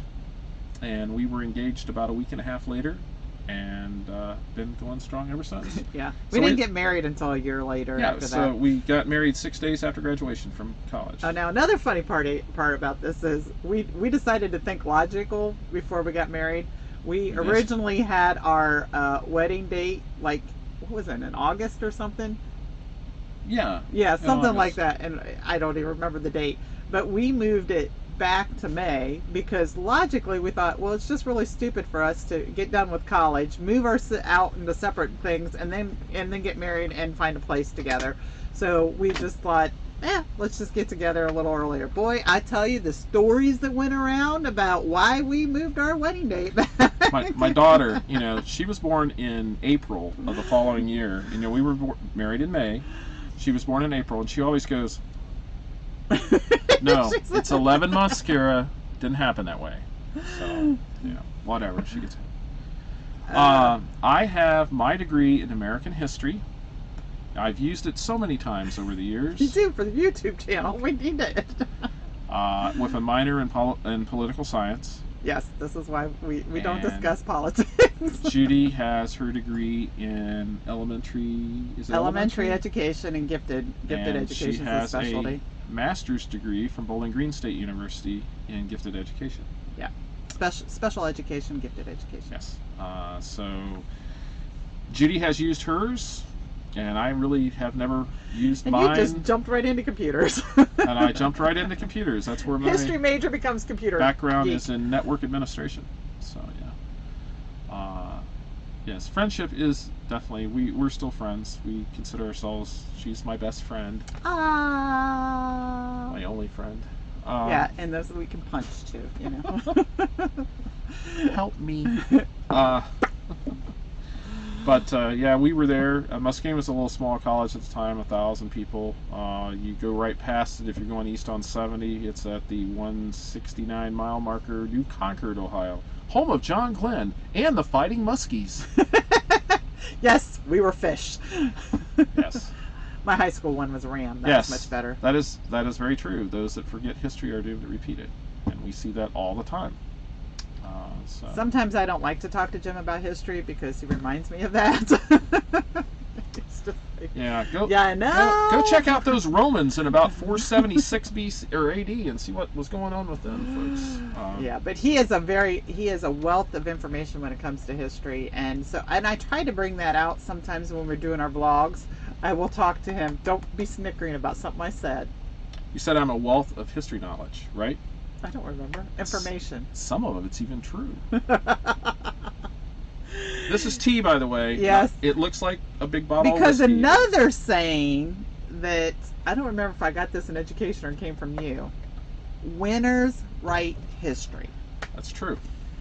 And so therefore you don't always get that whole picture unless you sit down and read a lot of people's journals and stuff like that. Yeah. Which to me is very interesting when you do that. Since we have this wonderful source of information right here at our fingertips, and I don't know if, I don't want to put him on the spot, but put him on the spot. But I'll ask him. You can respond if you want to. How is it? Has it slowed down quite a bit, Frank? I mean, I know for us it was basically dead last week, and I don't know how your guys' fleet is doing. Don't answer if you don't want to. But I was just sort of curious because from what we're seeing, it went to pot. Yeah, and we're in the little trucks though too. So yeah, and we're in a C truck. So, we're not, we can't do any of those loads that I know that are happening right now, and I know that the big trucks are taking a lot of stuff. So I don't know. Hopefully it'll pick back up. So I didn't know how you guys had seen stuff. I'm hoping others are doing better. Yeah, we're hoping. Yeah. And we know some of you have just started, and some of you are getting ready to start. And this is a very atypical time with freight and everything, and hopefully it'll get back to normal soon. I really hope so. Yeah, I think I said I don't want this to be the new normal in trucking. It's not a good thing. All right. that's a good march. Ours was 22, and would have probably been better, but we took off to have PM done on the reefer for a day in Fort Wayne, and we also had we had to be home one weekend too. That we kind of floated around the house. I had tires put on the truck and had a DOT inspection done another day. So 2 days gone. We did 22. This month's not going to be that way. Well, we don't know. It just started last week. Well, that's true. That's true. It might turn out okay. Don't jinx us. I don't know.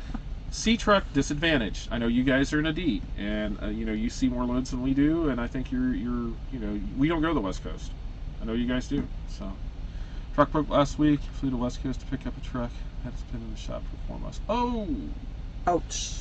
4 months. My gosh, I can't even imagine. Our truck was in the shop for 7 weeks when the engine went out of it. Man, 4 months.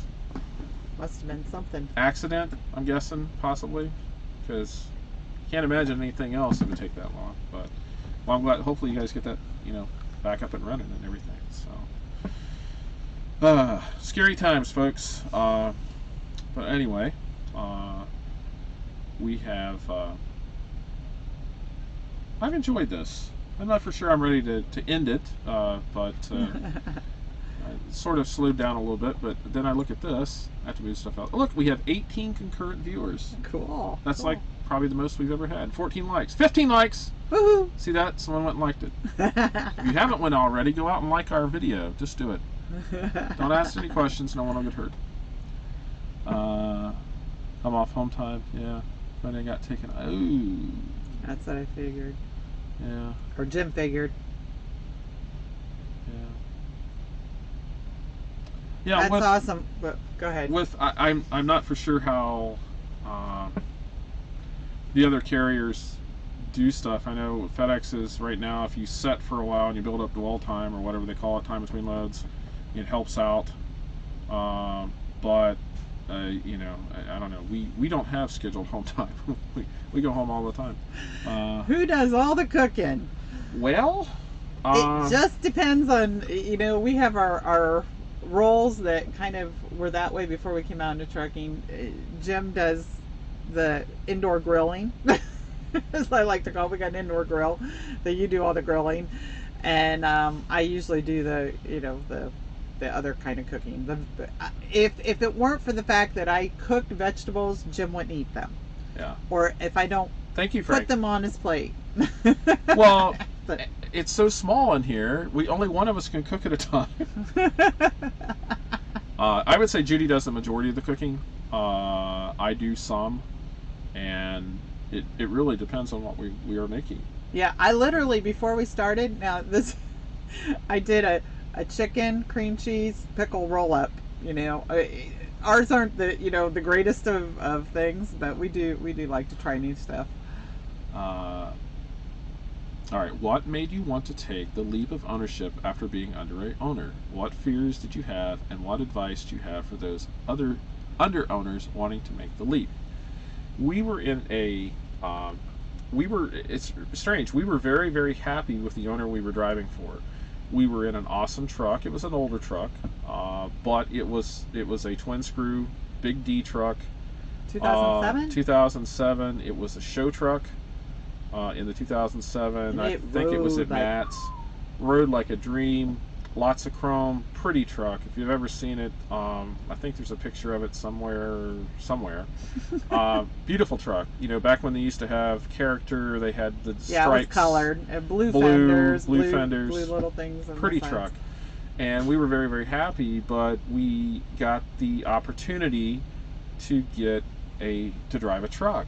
And we did the figures, we kept track of everything, so we knew the potential that you could make in one of these trucks. Yeah, when we drove for an owner, we kept the numbers so we would know if and when we really truly never believed we'd be able to get our own truck. We just that wasn't what we thought. We heard about all the owners, about all the headaches of the maintenance and the things like that, and it just happened. But we had always treated whoever we drove for like it was our truck. Right. So we kept the numbers, and we knew what the owner was making and how much we could be making. with all the headaches. Right. So. And we figured it up. It was somewhere between 15 and 25%. And I don't really remember why there was that much of a variance, but we figured that we would make 15 to 25% more in our pocket at the end of the year owning the truck versus driving for someone else.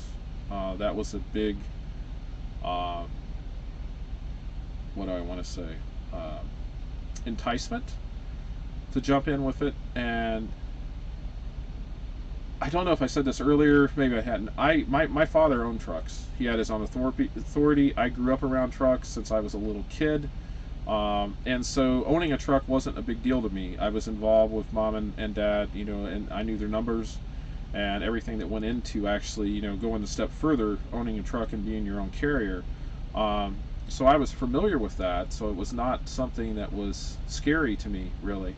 And as far as truck maintenance, we did everything on our truck except the engine and the transmission. I mean, I've changed brakes, I've pulled axles, I've changed springs, I've changed oil I was more back times in the old days when it was a little easy. when we did it all at the house. So Yeah. it was not, it wasn't anything that was scary for us. And so we decided to take the leap and do it.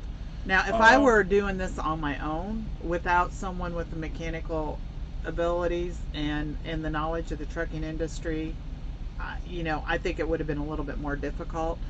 But, and with the owners we've had previously who helped us understand, Right.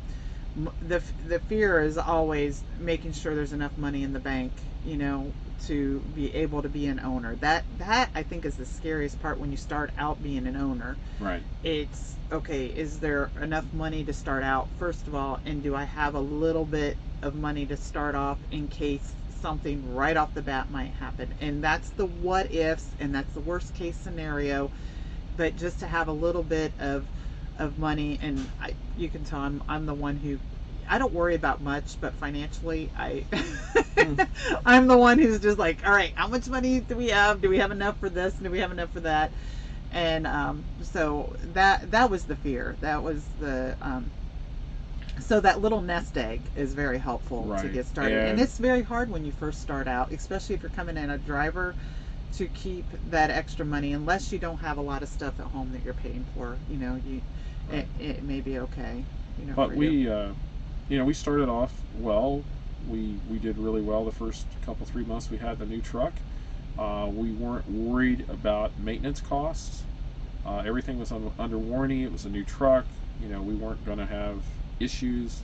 I think we actually drove like 175,000 miles before we had the very first odd thing that happened to the truck. We had a sensor. Well, actually, we had our DEF tank. The DEF built up into it, got crystallized, and we weren't getting DEF, and so we had to have that fixed. And that was like at 175,000 miles. So we were very fortunate. We had over a year of trouble-free, worry-free, get the oil changed 3 times and have it greased every 15,000 miles. And that isn't always the case. No, I mean, it's not. Just because you get a new truck doesn't mean that you're not going to have issues right off the bat. And we are just this past year, we had a friend of ours bought a brand new truck. I think he was out the first week or two with just stupid stuff that was going wrong with the truck that they had to get worked on. We just pretty much jumped right into it. We never have much capital. No capital. We were very fortunate to get into a situation where we were able to get this truck with no money down. So there was no upfront payment. We basically just got in the truck and started making money. We were familiar with the system. We had driven for 3 years. It was no different. We have been in a T-Val. We are a temperature validated reefer truck, white glove services with FedEx Custom Critical. And that's what we've always done. From day one, Yeah. we were in a refrigerated T-Val truck. That's the only truck they had available, so we got lucky. And back in the day when you weren't allowed to do that, really necessarily, And there was a whole procedure back when we first started. Yeah, so we were familiar with it. We knew we could make money. I mean, we had been keeping track. The bad part about, I don't want to say this because Frank's listening. Notice he got quiet. Where does he go? The honest part about it's a two-way street. We first admit that. I mean, we blew $24,000 on an engine. But the toughest part about driving for an owner is you're having to support the truck, number one, always number one, the truck, your family, and the owner's family. So that's 3 people. But their business, not their necessarily business. their family. Yeah, but their business, which. And when we drove for family. a small fleet owner. He had 5 trucks, and so we always felt an obligation that if we went home, that's money he wasn't making. And if you care about other people and you care about your fleet owner making money and keeping you in a job, well, you know, and it's important because he needs to important. have money to help the truck be maintained. Because if your truck's, there's 2 really good ways to lose money, and there's one really, really bad way to lose money in this business, and that's to have a truck in the shop. Because not only are you losing the money and the repair bills, you're also losing revenue. And whoever was driving is losing. So too. you're losing double. So it's best to keep that truck maintained. So anyway, that's sort of the one thing about driving for a fleet owner is you're not getting, we get, you hear people talk about 40-60, 60-40 splits. Well, we get 100-0 split. We get all the money, and FedEx, gets their share. Well, whatever it is. And Mr. Coach, you are right. I'm not dissuading anybody if you don't have any mechanical aptitude not to do it. Personally, it would have just been me, and personally, if it weren't for having someone who knew so much about it, I would probably have stepped up and learned more about it.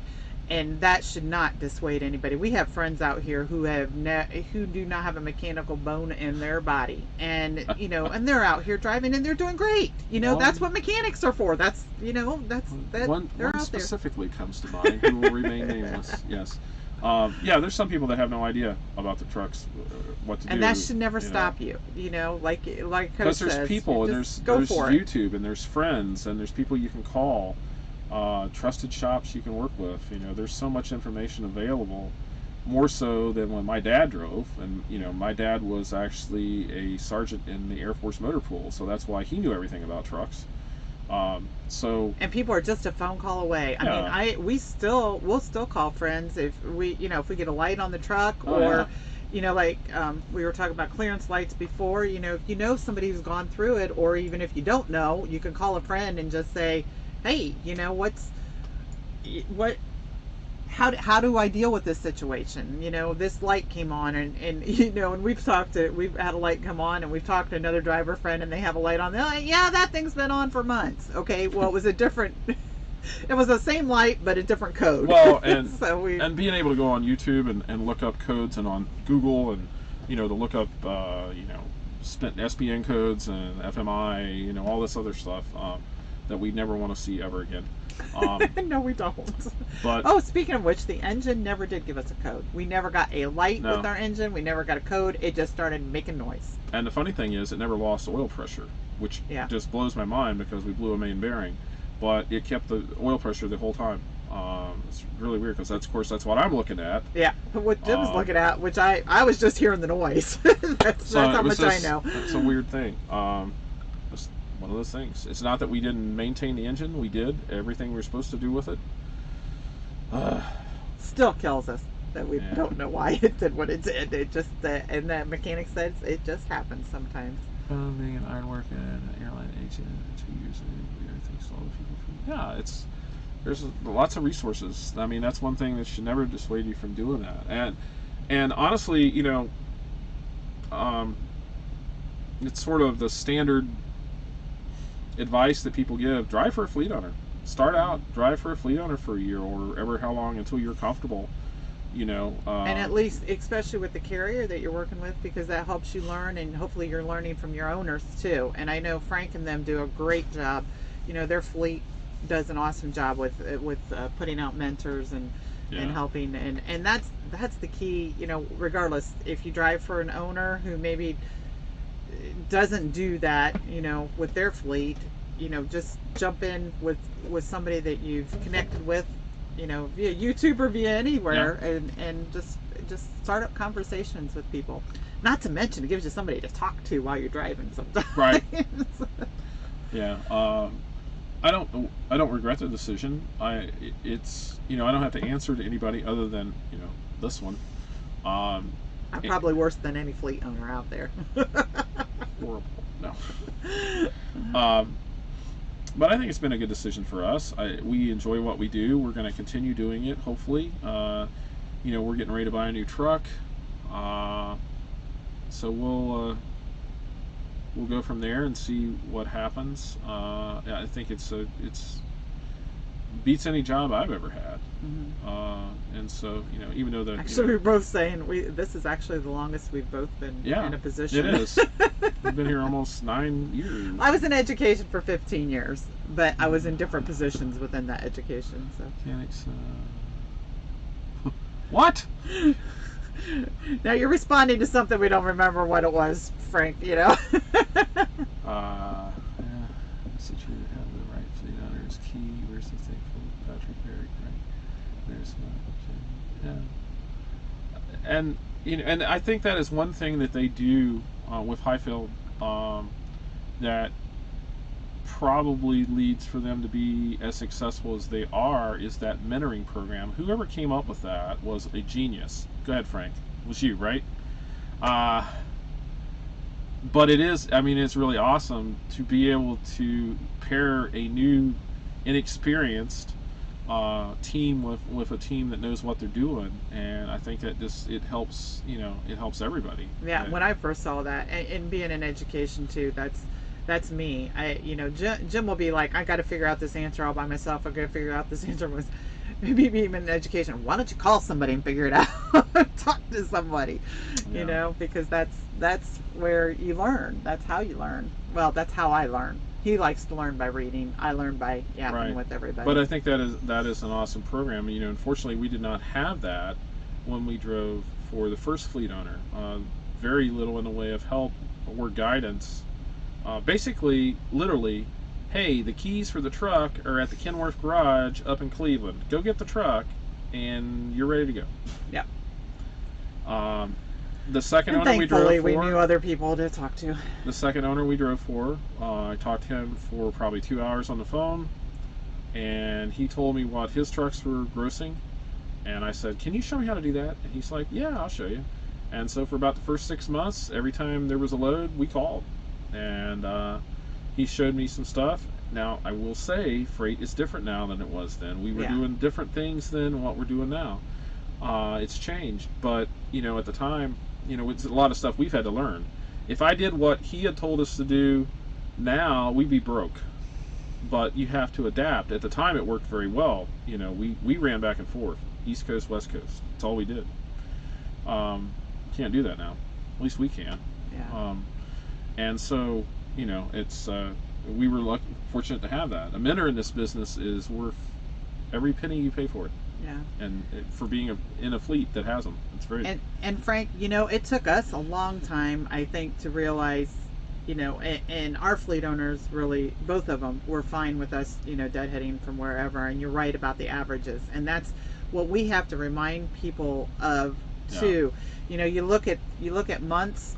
Average, but you look at year averages, and we always bring up, well, we did this time at home, or we did this. And when we look at our monthly average, or even a weekly, but then when you go to the end of the year, right. our money has basically been about the same for a while. Hey, Les! And there is Les. There he is! Les Willis was our second fleet owner, and I will tell you, it was awesome to work with him. I don't think you could find anybody else better to drive for, and his knowledge about the his industry. Knowledge is just and awesome. We're making your face blush, aren't we? But it was it was an awesome experience for us. He took care of his truck. If there was anything wrong with it, it was like, go get it fixed. Yeah. And it didn't matter what it was. He trusted me enough to know what was going on with the truck, and there was never a question. So it was a joy. Thank you, Les. You have really helped us out along the way. And a very inspirational person too. Yeah. Yes, very. So yeah. Yeah, and Frank, people generally are people willing and wanting to do good, and are out here to work. We get a few bad apples that, but because we are people. We're people. We are people. We wanted to do what was best for everyone involved. Yeah. That's true. I mean, it's you just gotta sort of take what they throw at you and keep going. You know, it was a bad experience having the motor blow up in the truck. It was a nasty learning experience. But on we the got other on the hand, end. I got to spend 7 weeks at home with my grandson. Yeah, and we did come out on the other side of it too. Yeah, and we worked our butt off last year. We really did. I mean, we averaged 30-some thousand. We were over 30,000 averaging for like 4 or 5 months in a row before the bottom fell out. And so, you know, it was we did good. We stayed out and we ran. We did what we had to do. Yeah. I don't like to run like that because we're about 85% full-time employed, 15% retired. Getting there. You know, we used to say this is our pre-retirement job. I don't know if it's ever going to, you know, we're never going to get old enough for it to be our retirement job. Yeah. I don't know about wisdom. You are so wise. It's our experience. I mean, that's just what we've done. I mean, there are people in this business that know much more than we do and are much better at making revenue and making money. But we do what we do. We can share it. I mean, people can listen to us or whatever. I don't want to think that I wouldn't consider ourselves. We have more experience than a lot of people do. That's for sure. But we've been doing it for 9 years. Doesn't mean we're any smarter. Well, and at this time of year too, this time Chasing America. There we go. It's another channel right there. Oh, Chasing America! Hi. But I was going somewhere. I don't remember where I was going. Yeah, Chasing America, another YouTube channel. Go check them out. They don't really do what we do, but they're still truckers. So yeah, go check out their channel. It's pretty cool. Teaching experience is great. Yeah, I mean, mentoring. That was me. That was Frank. He said, right? Is that what I mean? Yes, that was me. Great idea. That was awesome. That was cool. That is a really good thing. So yes, y'all were very well educated.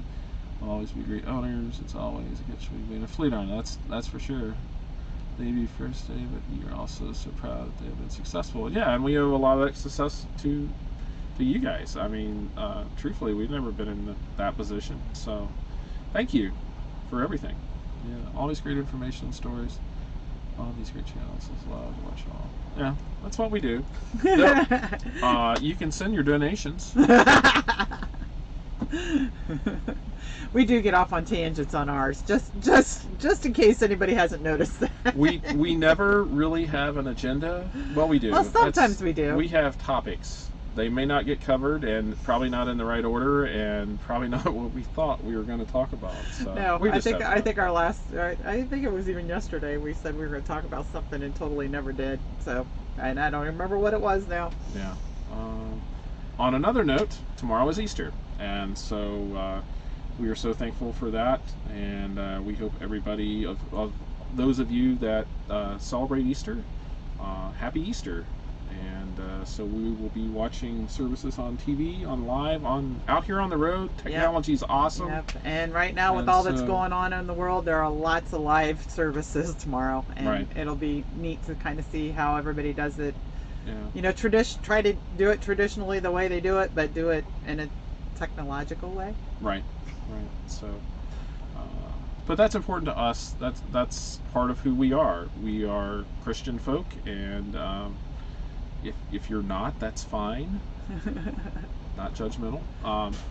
And so, but yeah, so that tomorrow is a very important day for us. Yes. I don't know if we'll have a vlog tomorrow. I just feel funny doing that on Easter. I really do. So there might not be a vlog. It might be tomorrow. An Easter vlog. It might be Easter eggs. Who knows? Yes. Maybe Peter Cottontail. Well, no, he's not.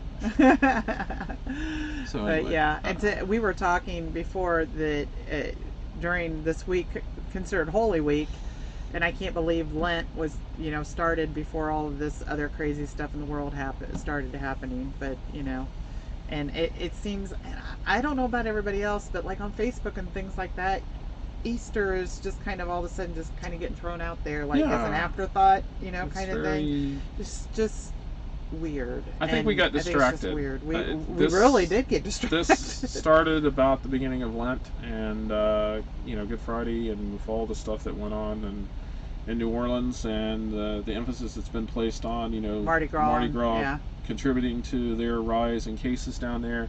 It's just sort of been thrown aside this year, but still, it's there. Happy Easter. Yeah, and this is the Easter Vigil. If you follow, Holy Week a little bit, we've got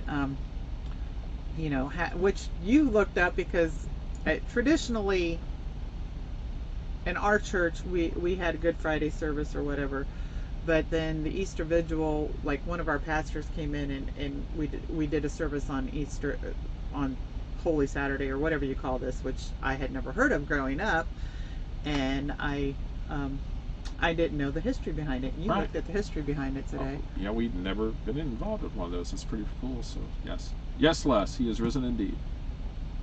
Thank you. And thank you for that. Yes, everybody have a safe week. Be careful and safe and everything. And I know traditionally it's kind of cool with our church, and it was very hard. As I got older, I understood this, but during Lent in our church, they exclude the word Alleluia. Right. It's not, you don't sing any hymns with it, you don't say it out there, and then when Easter comes, all of a sudden you're singing all these hymns, and he is risen indeed, hallelujah. You get to throw that word back in there after 40 days of not having it. Well, now back to trucking. Frank has raised a very interesting point here. The changes coming to TBL are really going to be a challenge to the new people who don't do C-Link back in the day. So you apparently must know what's supposed to be in that, Frank, and we don't. So if you care to share, please do. If you don't care to share, then let me know. I'd be curious. I don't. There's changes. There's changes coming with the way that FedEx apparently dispatches loads. Basically, how they build the queue of trucks. I guess is how I can describe it. Right now it's based on essentially the time between your last load and the load you're going to pick up. Short way of explaining it. It's got some other factors, but that's mainly it. And now they're going to change that, and that will basically throw, from what I'm understanding and from what I've read, it's going to throw some other factors in there. How close you are to the load, some other things that I have no idea about. I think taking certain loads, the shorter ones and things like that, will give you some bonus points. Yeah. I don't know how it really is working. So we really have no idea what's going to happen with it. I'm curious to see, because right now it favors folks that take time off, but then again, I don't know. I'm sort of torn with it. It's work. I don't want to go back to what they had before, where first person in gets the load. There's so many variables thrown into that with just service. Like Judy and I could set literally side by side, and there are times when the load will show up on the load board 10 seconds on her phone before it shows up on mine. For a while, FedEx dispatched loads on who accepted the load first got the load. And that's just crazy. And safety risk, everything else aside, I know some people liked it because they like to live in their phones. The period of time that we had it at FedEx is the most miserable time I have had since we've been driving. I spent all my day looking at the dang phone, and I don't want to go back to that. So. Yeah, and Frank, you're right. People are being rewarded for bad behavior. Yeah, they are. Well, truth be told, and this is me, back in the C-Link days, people cherry-picked all the time. They're just doing it differently now. And if people find out how things work and then work the system, and those are the smart people. And this whole load board change was so, I always felt for the new people coming in with the load board, when it first came out, because the experienced people had no experience with the load board. So, having those mentors help you was a little more difficult because, we were learning too and trying to help new people. And the system with new people coming in that's making the changes, is going to be different too. And I had to make a comment. Someone made a comment there that said, got to roll with the flow, changes life. And as Jim always says, with trucking, the only constant with trucking is change. That's right. That's I don't know if it's your quote or somebody else's quote, but and the other constant is there is always someone willing to haul the freight cheaper than you are. Yes. and that's why it changes. And that is all the time. nature of trucking. It just how it is. Not really good smart business sense sometimes, but that's how it is. Yeah, fastest finger, I agree. I did not like that system. It was very much of a pain to actually have to sit and watch that phone to try to get loads. But then again, there were some people that were very good at playing that game, and I know that there was a lot of gripes about that when it changed. Some people, were on top of it all the time, whether they had a better phone, better connection, who knows. Or a better teammate. Or a better teammate. But I seriously thought it was a safety hazard. Could not look at the load board 24/7 because I got car sick. Yeah. And I could not, I could not look at it constantly like some people could. Feels like sometimes it's not a level playing field. Yeah, it's never going to be a level playing field. Because there's always people out here who know more than the other people, and then they won't share. Yeah, it's that's I don't I'm going to say this, and maybe I'll make somebody mad, and if I do, I'm going to apologize in advance because I don't mean that. Should I cut him off now, everybody? Just cut him off. Shape or form. The one word I see a lot of folks use is it's not fair. And you got to remember, FedEx is in business to make money. And trucking isn't fair. Life isn't fair. And it stinks when you think someone has an advantage. And maybe they do have an advantage. But you got to look at, look at the other's perspective too. FedEx, if they lose money and they go out of business, we're all out of a job. So it may not be fair on the individual level at times, but all in all, I think they do a pretty good job. I can't imagine driving for another carrier. I don't think I would want to drive for another carrier. FedEx is full of warts and nasty bumpy patches.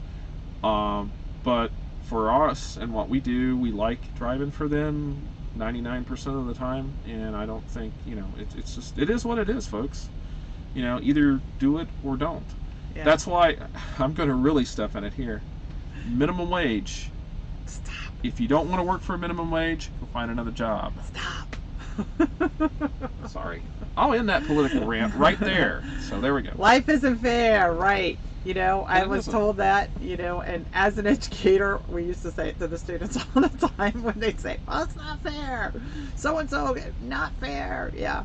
Well, life isn't fair, and you find that out real quick in any type of job you have.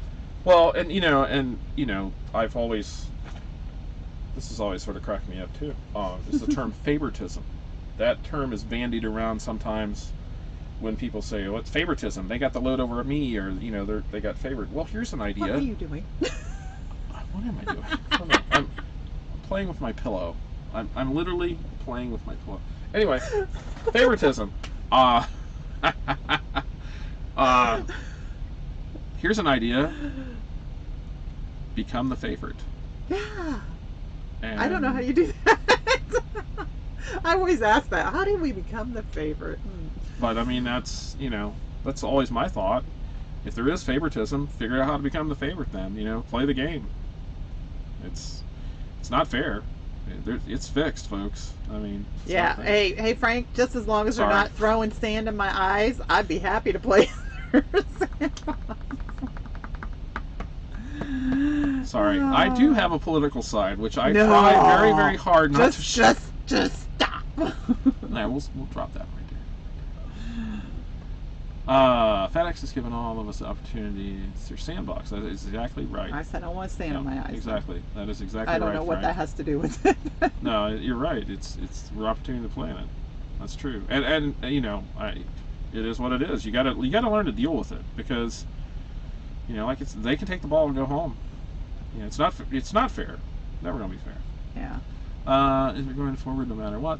Good. There you go. Don't make excuses. I make more money doing this and work less than any job I've ever had, and us too. So for almost 20 years, love it. That's our deal the same way. So. That's the Rhino thingy right there.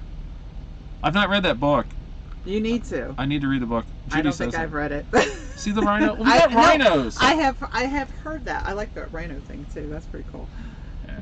And And you know, it's true. I say that when people start talking about, well, I'm going to switch to this carrier, I'm going to switch to this carrier, or we're going to do this differently, you know, and we've worked for many bosses over the years, and you're right. Every situation is different, and every carrier has its great things, and every carrier has its, you know, and I worked in education, so we had a lot of different things going on, from the state level to, you know, the local, and just, you know, it just there's so many more positives though if your mentality is positive.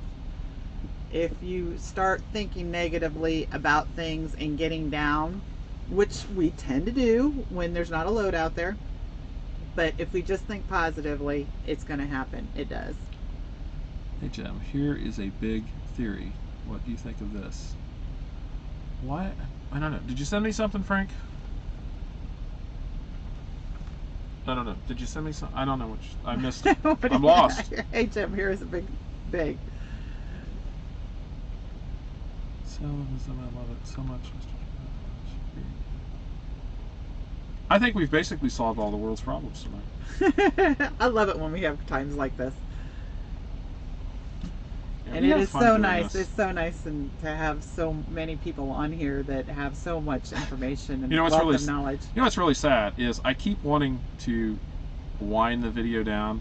And we can't wind the video down. And I keep moving this little thing here, and it's on my screen. I've actually got like 3 screens up, and I'm actually watching through OSB Studio, and it's pretty much real time. If I go back and I move that out of the way, I see the YouTube video on the YouTube channel, and there's about a 10-second delay. And I keep looking up here at the concurrent viewers. The number keeps going up, so more people are watching. So it's just like, well, if it gets down to like 5 or 6 people, I'll end it. But now we're up to 25. That's what Frank means. Walmart buys FedEx and sells all custom crude to someone else. Conspiracy theories. What happens then? Well, you know, who knows? I could see that happening because of the deals with Amazon. You know, Walmart is probably the #2 online retailer, right up there with a couple other folks. And, you know, Amazon's setting up their self to be a carrier and a major player in the trucking industry. I wouldn't be surprised if that happens. There's a lot of money flowing around out there, you know. So I don't know. That could happen. What happens then? It won't be good for us. And because nothing when the big boys play, the little boys don't take it. Yeah, we don't. It's not good. There you go with your negativity. Stop it. I'm not being negative. I'm being realistic. I was going to ask Mr. Coach about the Rhino. I know there's a book attached to that. Yeah. Isn't there? Can you share what that book is? Because I don't remember the name of it. Yeah, because we've heard you guys talk about that, and for whatever reason, we've never seen the whole video where you've explained that whole thing. I'd like to know. Only those who are flexible like water will survive. Yeah. Change with the waves. You know, I read a book. Rolling in. I read a book several years back, and it was called what was? Don't Move the Cheese. Yeah, Don't Move My Cheese, or Who Moved the Cheese, or something like that. Yeah, I know it. Don't wasn't, move my cheese. Yeah, well, something about cheese, and it wasn't anything about cutting the cheese, but it was about cheese, and it was a decent book. Probably one of the, I don't know. It made sense. Needs shipping. The last couple of years, FedEx Ship Centers opening. Walmart, yeah, we have seen that.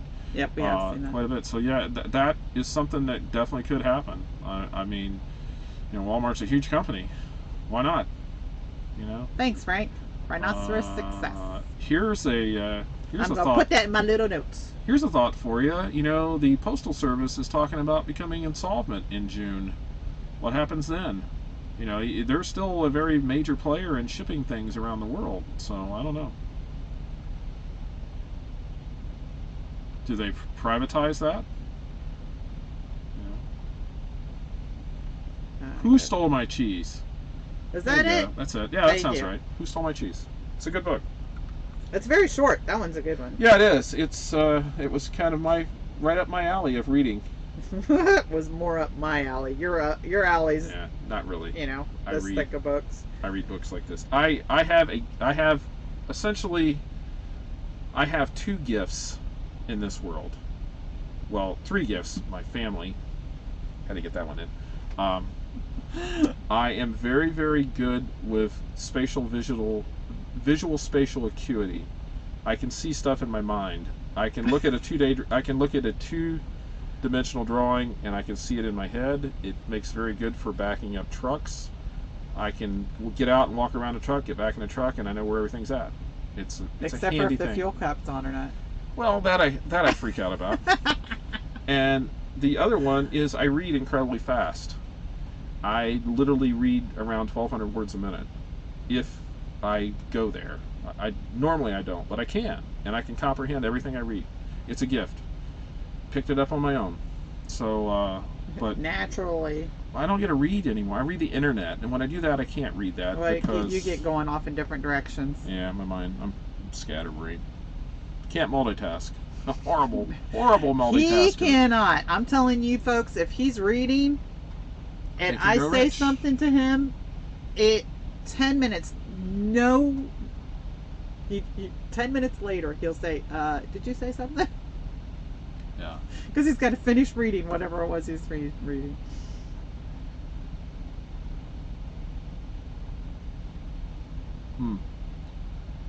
Everybody's got conspiracy theories. Everybody. It's really sort of, and this is like conspiracy theory. This is the season of the conspiracy theory. I read so much stuff online about what's going on now, and it just, yeah. Anyway. Hi, Danny. Hey, good evening, Annie. Wow. What did we say? What did we do? Wow. Why? You gotta tell me. What'd you say wow for? 800 to 1,000 with comprehension. Yeah, I know. It's. I don't know how to describe it, and I've never had a speed reading class. It's just something I sort of picked up, but stories from his mom where he started reading signs when he was 3. Yeah, he just reads easily. I read 3 lines over, and I read 3 lines back, and I can comprehend and read and put everything together in my head. It's really pretty cool when it works. And I can't control it. I'll just start reading, and the next thing you know, I'm just sitting there reading everything. And by the way, not me. I love to read. The but other not gift that I fast. have, which is really pretty cool, is I can look at a web page and literally see everything on that web page. And it's just weird. I spot stuff really quick. Those little puzzles they send out, it says, "Oh, find the panda." Well, there it is. Why is that difficult? It's a gift. Well, and the other thing is did we say this in the video? Jim is an only child. Yes. And I'm not. But Yes. he is. And for fun, and probably there were people out here that do this. He read the encyclopedia for fun when he was a kid. I mean, what else did he have to do? He didn't have any siblings to fight with. Mom and Dad bought me a set of encyclopedias, and I used to read them. If any of you know what a set of encyclopedias are, because, Wikipedia is the new thing. Yeah, I love Wikipedia. I like everything. I like to learn. Never stop learning. Hunting for Sus. It might be not the best book out there, but got to be motivated. Well, that's great. Motivation.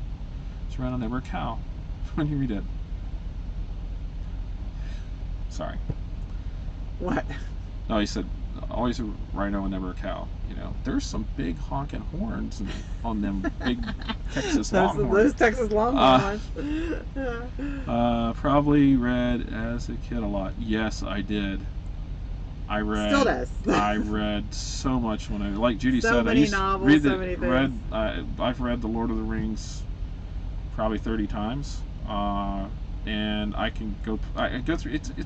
It's really a gift. It really is, that I can read so fast with comprehension. It makes it. I love to read, and I know there's kids that absolutely hate to read, and I don't understand that. It doesn't comprehend to me. But anyway, that's just me. It's just one of the quirks. I'm here. I'm quirky. And I'm just quirky in different ways. But I don't do that all the time. I can read at a normal pace, and it's like another gear, and I can't describe how I get into that. It doesn't happen all the time. But when you're not listening to me, it's when you're in that gear. I also have the ability to tune stuff out. I mean, so he didn't hear what I just said. Literally tune her out or anybody out. Especially if I'm reading, I don't hear anything. And believe it or not, that's not just a husband-wife thing. That is seriously. He has issues. He has really, unlike me, who gets distracted by a pen dropping on the floor. Les was talking about Walmart. Back to trucking again. I probably was That's only when the weather is nice. Cold winter. Yeah. Can't imagine being a flatbedder. My dad did that for a while. Hands won't take it. Oh, and I met a flatbedder the other day who, keeping our social distance, being right beside each other. Selective hearing. It's more than that. He was. I asked him. I said, "Oh, how are you doing?" From my nice 6-foot distance, and he said, "Well, not so good." And he showed me his arm. I forget which arm it was, but it was literally that big around, and he said it was that way all the way up his arm. He fell off the bed. Oof. And evidently his arm caught his ball. And he was in Texas, and he was from Wisconsin, so he drove with it, and I'm pretty sure, I can't remember which hand it was. But anyway, so go ahead with the other trucking thing. Tough life doing that, says. Walmart will not buy FedEx. Private fleet builder. Oh, yeah, it is a little bit of a mismatch, I would think. And, Walmart does have a lot of trucks, but it's, are they gonna? It's their online stuff that I'm wondering about. I mean, they're trying to expand that business to compete with Amazon. So I don't know. Yeah, and Walmart doesn't need FedEx. Probably true story. Yeah. Just your opinion. Flatbedding would have been great this year because it didn't snow. Yeah. Selective hearing. Doesn't have the home delivery part. You can buy it one purchase. Well, that is true. And they're trying to actively compete with Amazon on their their website has definitely grown. And maybe this will hasten it. I think we're possibly going to see a cutback on brick and mortar stores, even more so than before. Now that they know we can do it. That what's happening now, it's like, Judy, here's a conspiracy theory for you. Why? Don't tell them I've come up with conspiracies. She came up with this. Why, in the last couple years, have we seen a rise in home delivery services, carry out at Walmart, and all this other stuff? It's almost like it's almost like it was Uber just Eats in place, just in case something like this happened. So I don't know. We're fortunate, I guess. Yeah. Well, what I was saying was, it was kind of a cool thing that it was already there. Yeah. Because it was people. There were some people out there who were already managing their lives very at home and very much with technology. And for those people, it wasn't a great big jump to have to do this the way we're doing it now. Yeah. Yeah, I can't imagine having dyslexia. My uncle had dyslexia. Yeah, Judy's uncle does. And he was the youngest of 12. I'm from a big family. Shared that with you. And numbers were something that he had difficulties with. So most of the kids did really well in school, and he was one that didn't do as well as they thought he should. And in the old farming days, they just thought he just didn't care enough or was lazy. And later in his adult life, they found out he had dyslexia. Right. And we've had kids at school that were dyslexic. Yep. Yeah. We had what we called twice exceptional kids who were extremely intelligent, but could not get their thoughts out on paper. I mean, we had a kid who had extremely high cognitive ability who you couldn't read his chicken scratch on a piece of paper. There was no way.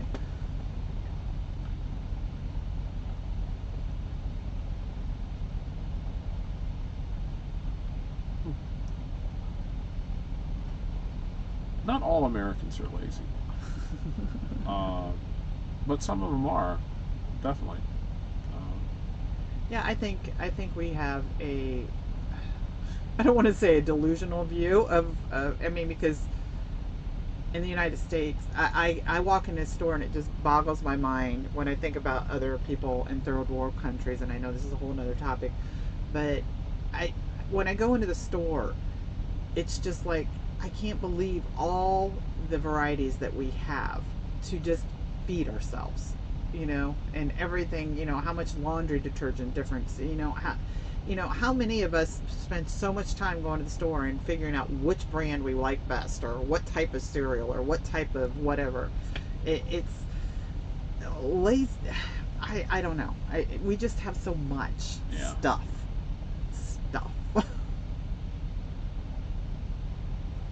Jim's reading the things. Yeah.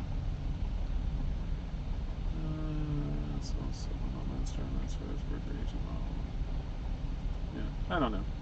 I have no idea what's going to happen. I think the economy is going to change.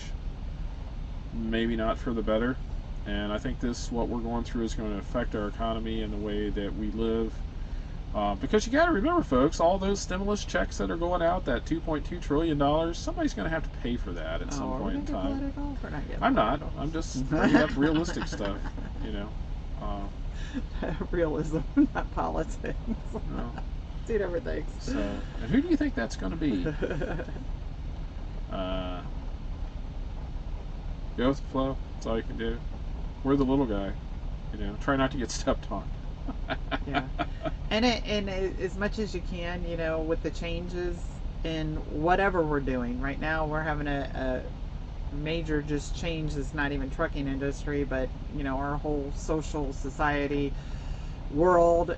You know, there's big change, and you have to just go with it and be as positive as you can and help people wherever you can and whenever you can.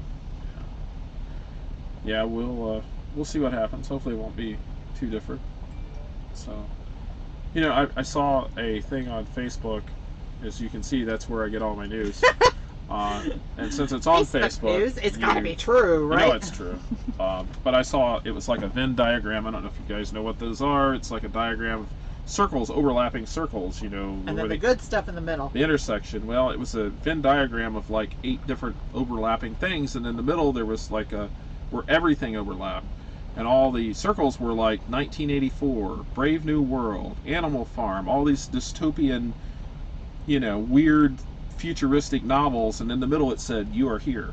Right there, smack dab in the middle. So everything that, you know, we've been feared and read about and been told stories about, you know, for the future that's not quite so bright, you know, maybe hopefully we're not there. Yeah, and you know, we talked about years ago, you know, how people would actually deal with things if technology wasn't here, if we had to do things differently. Well, we still have the technology, but right.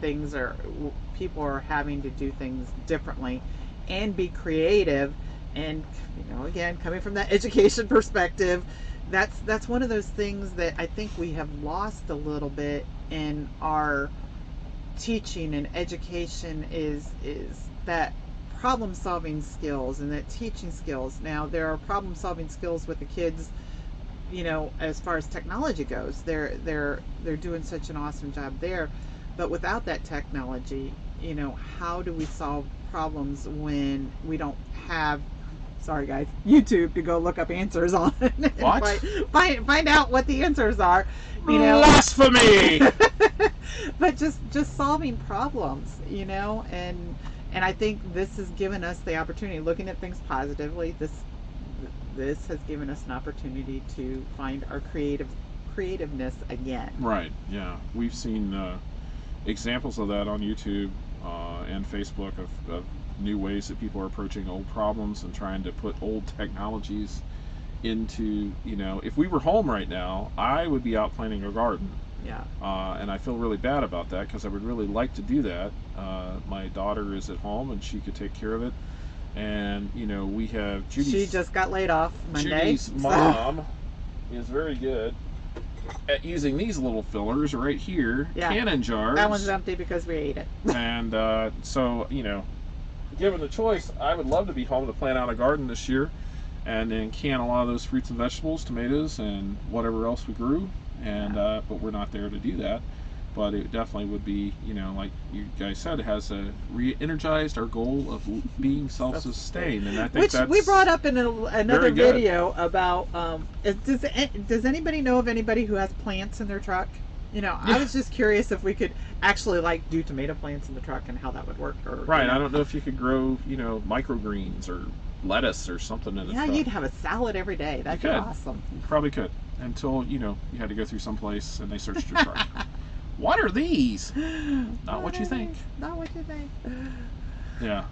Wouldn't that be cool though? You know, just like, and I've thought about that. Why couldn't you just get like, you know, one of those little trays, plant some lettuce in it, put it up in the window somewhere, You know, that'd be great.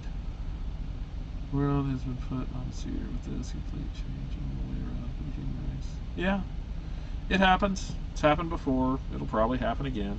I have been very fortunate, and Jim was very fortunate. When we grew up, well, we're still in the country, but I grew up, my family is farmers. My dad's side of the family are farmers. Mm-hmm. And canning and freezing and all that kind of stuff has been a part, and having our own gardens has always been a part of our growing up years. I mean, every year we do applesauce, we freeze sweet corn, you know, and so I have to get on with my mom and dad on the canning part, because mom never really let us help with the canning because she was always afraid that the pressure cooker would explode on us. So, you know, she never really let us do that. So yeah, we always a real possibility. Yeah. Yeah, and that's the one thing I'm missing this year too. I don't know if they're going to allow farmers markets. Yeah. I don't know. I hope so. I would hope, because I would think know. that they're a little essential. I mean, we have the grocery stores open. I don't know why the farmers markets wouldn't be. I did see something today on Facebook. Again, it's true. Where, for whatever reason, Michigan, well, I think that probably explains it right there, is banning up north. the sale of certain items in Walmart that are deemed non-essential. And guess what's deemed non-essential by the wonderful state up north? Seeds. Ooh. So you can't go to Walmart and buy seeds. You for can't, a garden? For garden seeds. That's just weird. It makes no sense. But I saw that today, and I was just like, now again, was this me. your Facebook news, or was this from a reliable source? This was actually from a reliable source. Just checking. Yeah. Was it the Michigan governor speaking? No, it was actually it was one page where there was some organization was appealing to the governor of Michigan to reevaluate her position on that. And it's just like, why can't you grow seeds? I mean, that makes no sense. Why would that be that would be almost the essential thing to have. I don't understand it. Well, I commented, and I was talking to my dad about this. I said, everybody, because I told him, I said, you know, we really need to start thinking about, because my mom and dad do a pretty good sized garden. And I was talking to dad about it, and I said, you know, we need to really probably connect with our garden center at home that we usually get stuff from, and just check to make sure things are going as usual for them. And whether or not we're going to have to jump in early before they all go, because I told Dad, I said, everybody being at home right now, people are going to start thinking about doing their own gardens and their own landscaping and all that kind of stuff, and that stuff may just disappear, and then we won't have any to plant. So we were talking about that, and then I said, you know, not knowing whether this is how long all this is going to go over, I said, well, it might happen that they all get everything planted, and by the time harvest comes around, we may be back to our jobs of 40 hours a week and being away from home again. Right. And then all that fruit and all the, you know, harvest is going to be just dropping to the ground, because nobody will have time for it. And I guess my problem with places, you know, what may be considered non-essential may be essential to somebody. You know, like we were talking today, like, you know, maybe toys, but someone stuck at home with 4 kids, you know, toys might be an essential item. I don't know. I mean, who gets to decide that? Seeds make no sense to me. Absolutely no sense to me. And you can't order them offline right now either, because where we used to get them online, you can't get them. 2 of the major places, Johnny Select Seeds and High Mountain Growing Organic Seeds, have stopped selling to individual small folks like us. They are only selling to commercial growers until another couple of weeks, and then I don't know if that'll get changed or not. You know, it depends on if they get. Because there's going to be a seed shortage. People are, you know, they're seeing this. They're trying to. People are putting out gardens. You know, I know the next time I think we're in a Walmart, I'm going to go buy some tomato seed and pepper seed and just. And now that our daughter's home, she can start some plants for us. You're not finding in your Palm Bay. Hope they're done from your home. Yeah. So I don't know. We're just gonna, you know, buy. That's some kind of stuff. what we missed by going out to California. We haven't. We used to stop at all. In California, it's really easy to stop at all those markets, because they don't. You know, truckers can park. You can park alongside the road in, you know, California sometimes. Yeah, there's seeds. Well, it's like I said, even the organic places like Johnny's and High Mountain Organics are You know, they're not. There's a couple other big ones out there, Baker Creek and Park Seeds. I don't know if they're still selling to retail customers or not. Yeah, well, and I even talked to our local place about heirloom tomatoes because, you know, we kind of play around with the tomatoes a little bit. And he said that he's not sure what they're going to get in this year because they can't get. I don't know. He couldn't really explain it over the phone, but something with the person or the people that they usually get them from. Something's going on with them. I don't know what. Whether they're just decided to not. Sure, do it you this know, year. Takes a lot of manpower. Yeah. To do those seeds and everything, and you know, it's not all what I want to call automated. So there is, you know, a lot of work involved with that. So I don't know what's going on with that. So, two crazy Florida truckers. I think we should try this tomato experiment in our trucks. You guys game? Oh no. No. Not. Oh what? Oh, not you said tomatoes. lettuce. You said lettuce. Yeah, Not tomatoes tomatoes. stink. Yeah, that's true. Tomato plants Can you imagine really having stink. a tomato plant in your truck? No, thank you. They stink. You're right. Not tomatoes. Onions. That would be fun. They wouldn't get very big though. I think lettuce would be about it. Yeah. Microgreens. Yeah. Yep, that's what Jim wants to do. That's what I was saying. Tomatoes stink. He's right. I don't want tomatoes in here. You know, you could do peas, or you could do spinach. Baby spinach. You could do baby spinach, probably. Or some lettuce, some kind of stuff. Or as my dad likes, the Swiss chard. Swiss chard. I don't know. That's a little bit. Well, you could have baby chard, I guess. Yeah, baby chard. Yeah, we like all this. Judy's dad usually puts out this big garden at the house, so I'm sure he's going to do that this year too. Yeah. Yep. Yeah. Yeah. I might have to try that. Microgreens. Go for it. You know, hopefully we'll be too busy to think about how to do this. But anybody out there eat dandelion greens? Just checking. Yeah, because we do. Because we do. Yeah, I wouldn't consider really eating it because we put really good stuff on top of it that you really can't taste them anyway. Yeah. So that's true. It's true. So anyone have some trucking things that they want to talk about since we went off on a little bit of a tangent? Yep. Anybody? I wish we were home and we could do this. Twice. Busy's always good. That's true. Didn't you like how I just went right into that whole trucking conversation? I believe they call that a segue. A segue. Is that what we did? Was it a segue? Not a very good one, but nonetheless. So, my dear.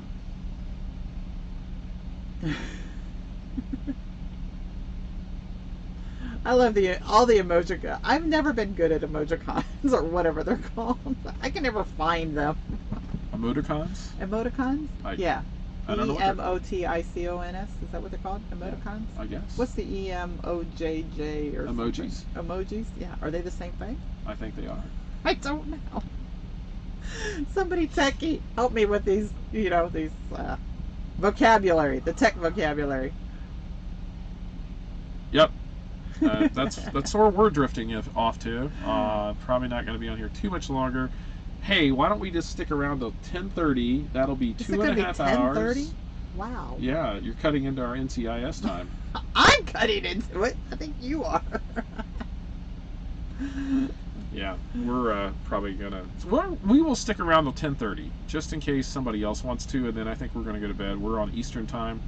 Go to bed? We haven't gone to bed before 1 o'clock in the morning. We're gonna turn the computer off and watch a couple episodes of NCIS, and that's what we're gonna do. Yeah, because Easter Sunday comes very early. We could actually see the Easter Vigil on real time at 12 o'clock tonight. Nope. I'm sleepy for whatever reason. I don't know why. I guess we've been up. Well, we've been on camera for like 3 hours today. It's crazy. Yep. See, your editing time you didn't have. You just get to sit here and talk the whole time. That's true. It's the beauty. And thank you all for your conversational stuff. It's so helpful when fun. People are commenting because it helps us give us things to talk about. Kind of drive. Poor thing. Well, think of all that money. All that money coming in. Raking it in. Yeah. So, what's our plans for tomorrow? Maybe no vlog. But maybe, I don't know. Yeah. I don't. If somebody has sunrise service tomorrow, it probably isn't going to happen. Nope. We'll watch it later. You'll continue to watch YouTube. Yeah, no, I get stuck sometimes on YouTube. It's crazy. I mean, and I feel bad because I see, like, there'll be a notification will pop out. You know, Truck and Travel, new video. The Crafty Trucker, new video. Trucking Couple, new video. And I can't watch Mr. it Coach, right new then. video. Yeah. Trucking with Mr. Coach, new video. Two You know, Florida whatever. truckers. They'll pop out, and I can't watch them because I'm driving, and or I'll be ready to go to bed. You know, Frank has no schedule, none. And then and then I'll try to go back and sort of binge watch everything, and sometimes it's hard, and sometimes it isn't. Sometimes it's like a week later. You know, because I have no free time. I'm either driving, doing videos, or whatever, and so I sort of feel bad about that. I don't get to watch everybody's videos. I try to, and when you stop, sit down and do it. You'll catch up later with some of them. But we've got a somewhat regular schedule with our videos. I usually try to put them out between 6 and 8 every night, which usually seems to work. Depending on if you're driving or not. And then, we do this live on Saturday night, and sometimes it's, like last week was pretty dead. Tonight's been like crazy. This has been so fun. Been fun. Yeah, it's been fun talking to everybody, and it's great. So yeah, we have fun. Florida truckers, you guys be safe out there too. Yes, everybody be safe. We're gonna be safe in our maybe raining, truck that's rain on the back of. Oh, no one will stop me from answering. Trust me. Can't shut me up. Yeah, sometimes I just gotta go like this. Don't say anything. Oh, you're welcome. We've had fun with this. It's true. It's TV basically. It's what it is. I get stuck watching old music videos or weird stuff. That's how he deals with stress, is music. Yeah, I watch some really weird stuff on YouTube. I've always been fascinated with battleships. And so I'll watch stuff on that in World War II. That's the history portion. I got to watching this whole series, really weird, I know.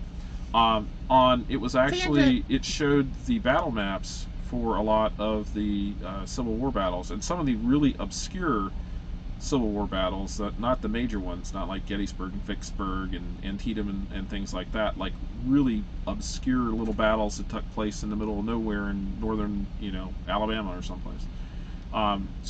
But those are interesting. I like that kind of stuff. History stuff, World War II things, music. Iron Maiden. Oh.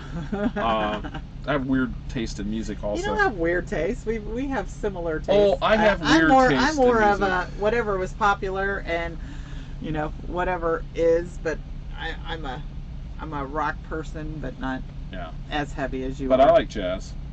Yeah. I like jazz. You like bluegrass? I like bluegrass music. I love bluegrass music. Yeah. I'm not a fan of country. But it likes bluegrass. I like southern rock. Love Lynyrd Skynyrd and Molly Hatchet and Allman Brothers. That kind of music. Yeah. And just for the record, he and I always say that just for the record. I don't know why, but just for the record. If you're keeping notes and you want to take a record, he always knows bands and names of songs and everything like that. Not always. Most of the time. Not if I don't like them. He'll be like, country singer, I don't know who that is.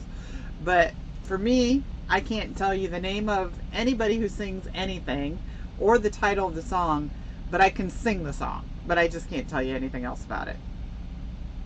No. Thank you. We'll try to be careful. It's really weird with no cars on the road.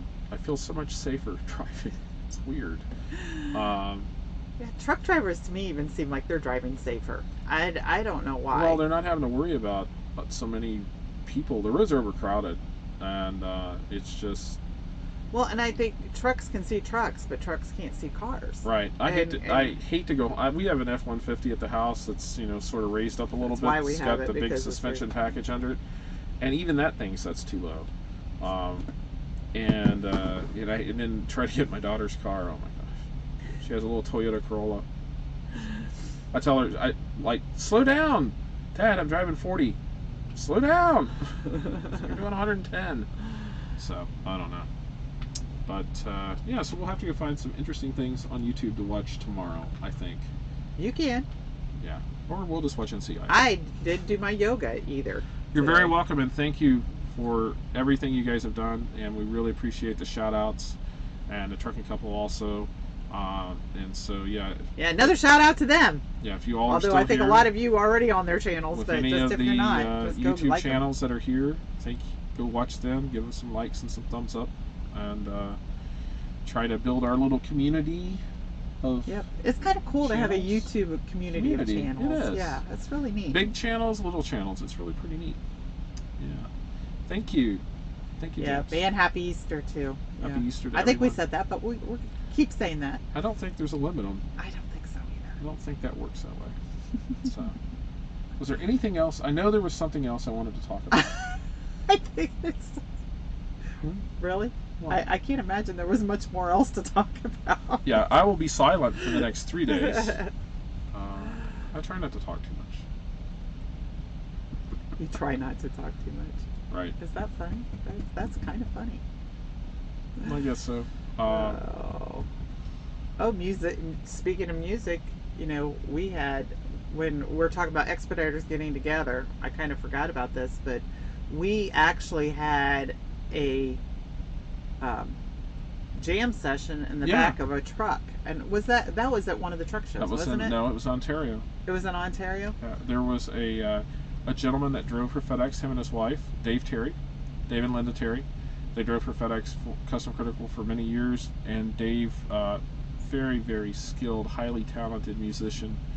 And he got up in the back of one of the trucks out in Ontario one day and played for like an hour and a half. We just sat back there. It was so awesome. It was really cool. I think we had Yep. He played all kinds of stuff, a lot of blues, a lot of classical jazz type.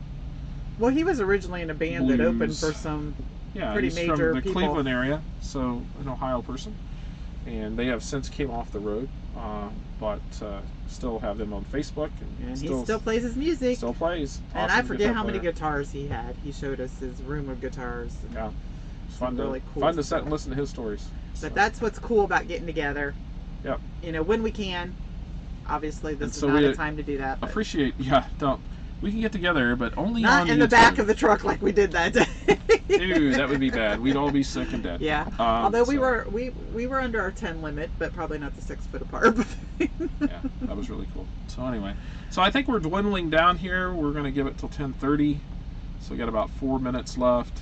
I feel like I'm back in sports where we got this clock ticking down. We need a countdown. Here's we need a shot clock. That's true. We do.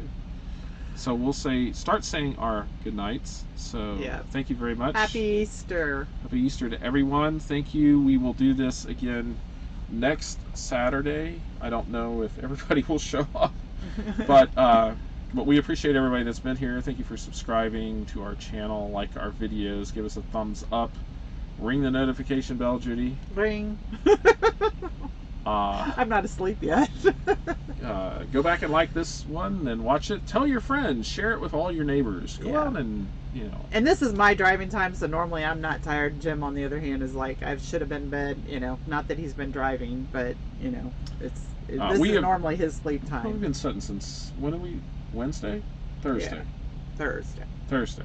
So it's like a 4-day weekend, and it's only 3 days. Yeah. So we've had fun. I really enjoy this, and Trucking for Mr. Coach, you guys need to put more videos out there. So we didn't get to watch all your video tonight. We were doing a Facebook Live, which was sort of interesting.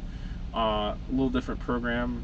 I don't like the interface as well as I do this, but that was sort of neat. I am used to this. And so we didn't get to see your entire live, but we changed over as soon as we entered the Facebook. I saw you had went live, and so that's when we hopped over there and said hi. And thank you so much. It's been fun. So they are all coming out. Yeah, everybody be here, or Judy will track you down. No, I'm not the tech person. You'd have to track them down, tech person. Physically, I might be able to track them down. Might be able to do that. So anyway, again, too much NCIS. Well, we've really enjoyed this. Thank you for allowing us to spend some Saturday night time with you. And like I said, go and subscribe to all those channels if you're still here. How many folks are still listening? 15. Wow. Yeah, well. They don't want to miss anything. They don't want to miss. See you later, Don't everybody. want to miss a thing. Yes, if you're still on, just say goodnight and happy Easter or whatever you want to say. And we thank you so much, and we'll see you next week. But we will go to 10:30. I just like to even. I like to have even things. Jim and his even numbers, So, I think everybody's went to sleep. We're talking to ourselves. What's new? we usually do a pretty good job of that. Talk to ourselves. Yeah. Oh, and I did not do my yoga tonight. You did not. I did not. I did take a walk though while I was doing laundry. That's something we really need to get back into doing is our fitness stuff. So because the truck, eating right and fitting. Yeah, we're really starting to wonder about getting overweight tickets at the truck. I think we're over on the front end. So this is not helping. What a great thing to end on too. It is. Yes. Maybe we should do another. Do a live next week on Nobody Will Show Up. I'm not going to say that. No. Nutrition and exercising. Nutrition and exercise. Don't do that. Don't do those channels. So anyway, thanks again, everybody. We appreciate it. Wave and say good night, Judy. Good night. So long, everybody. Thanks for showing up tonight. And we'll catch you all in the next video. There. So we're going to end this here in just a moment. As soon as that hits, 10:30. All right. His computer's late anyway. Good night, everybody. Thank you again.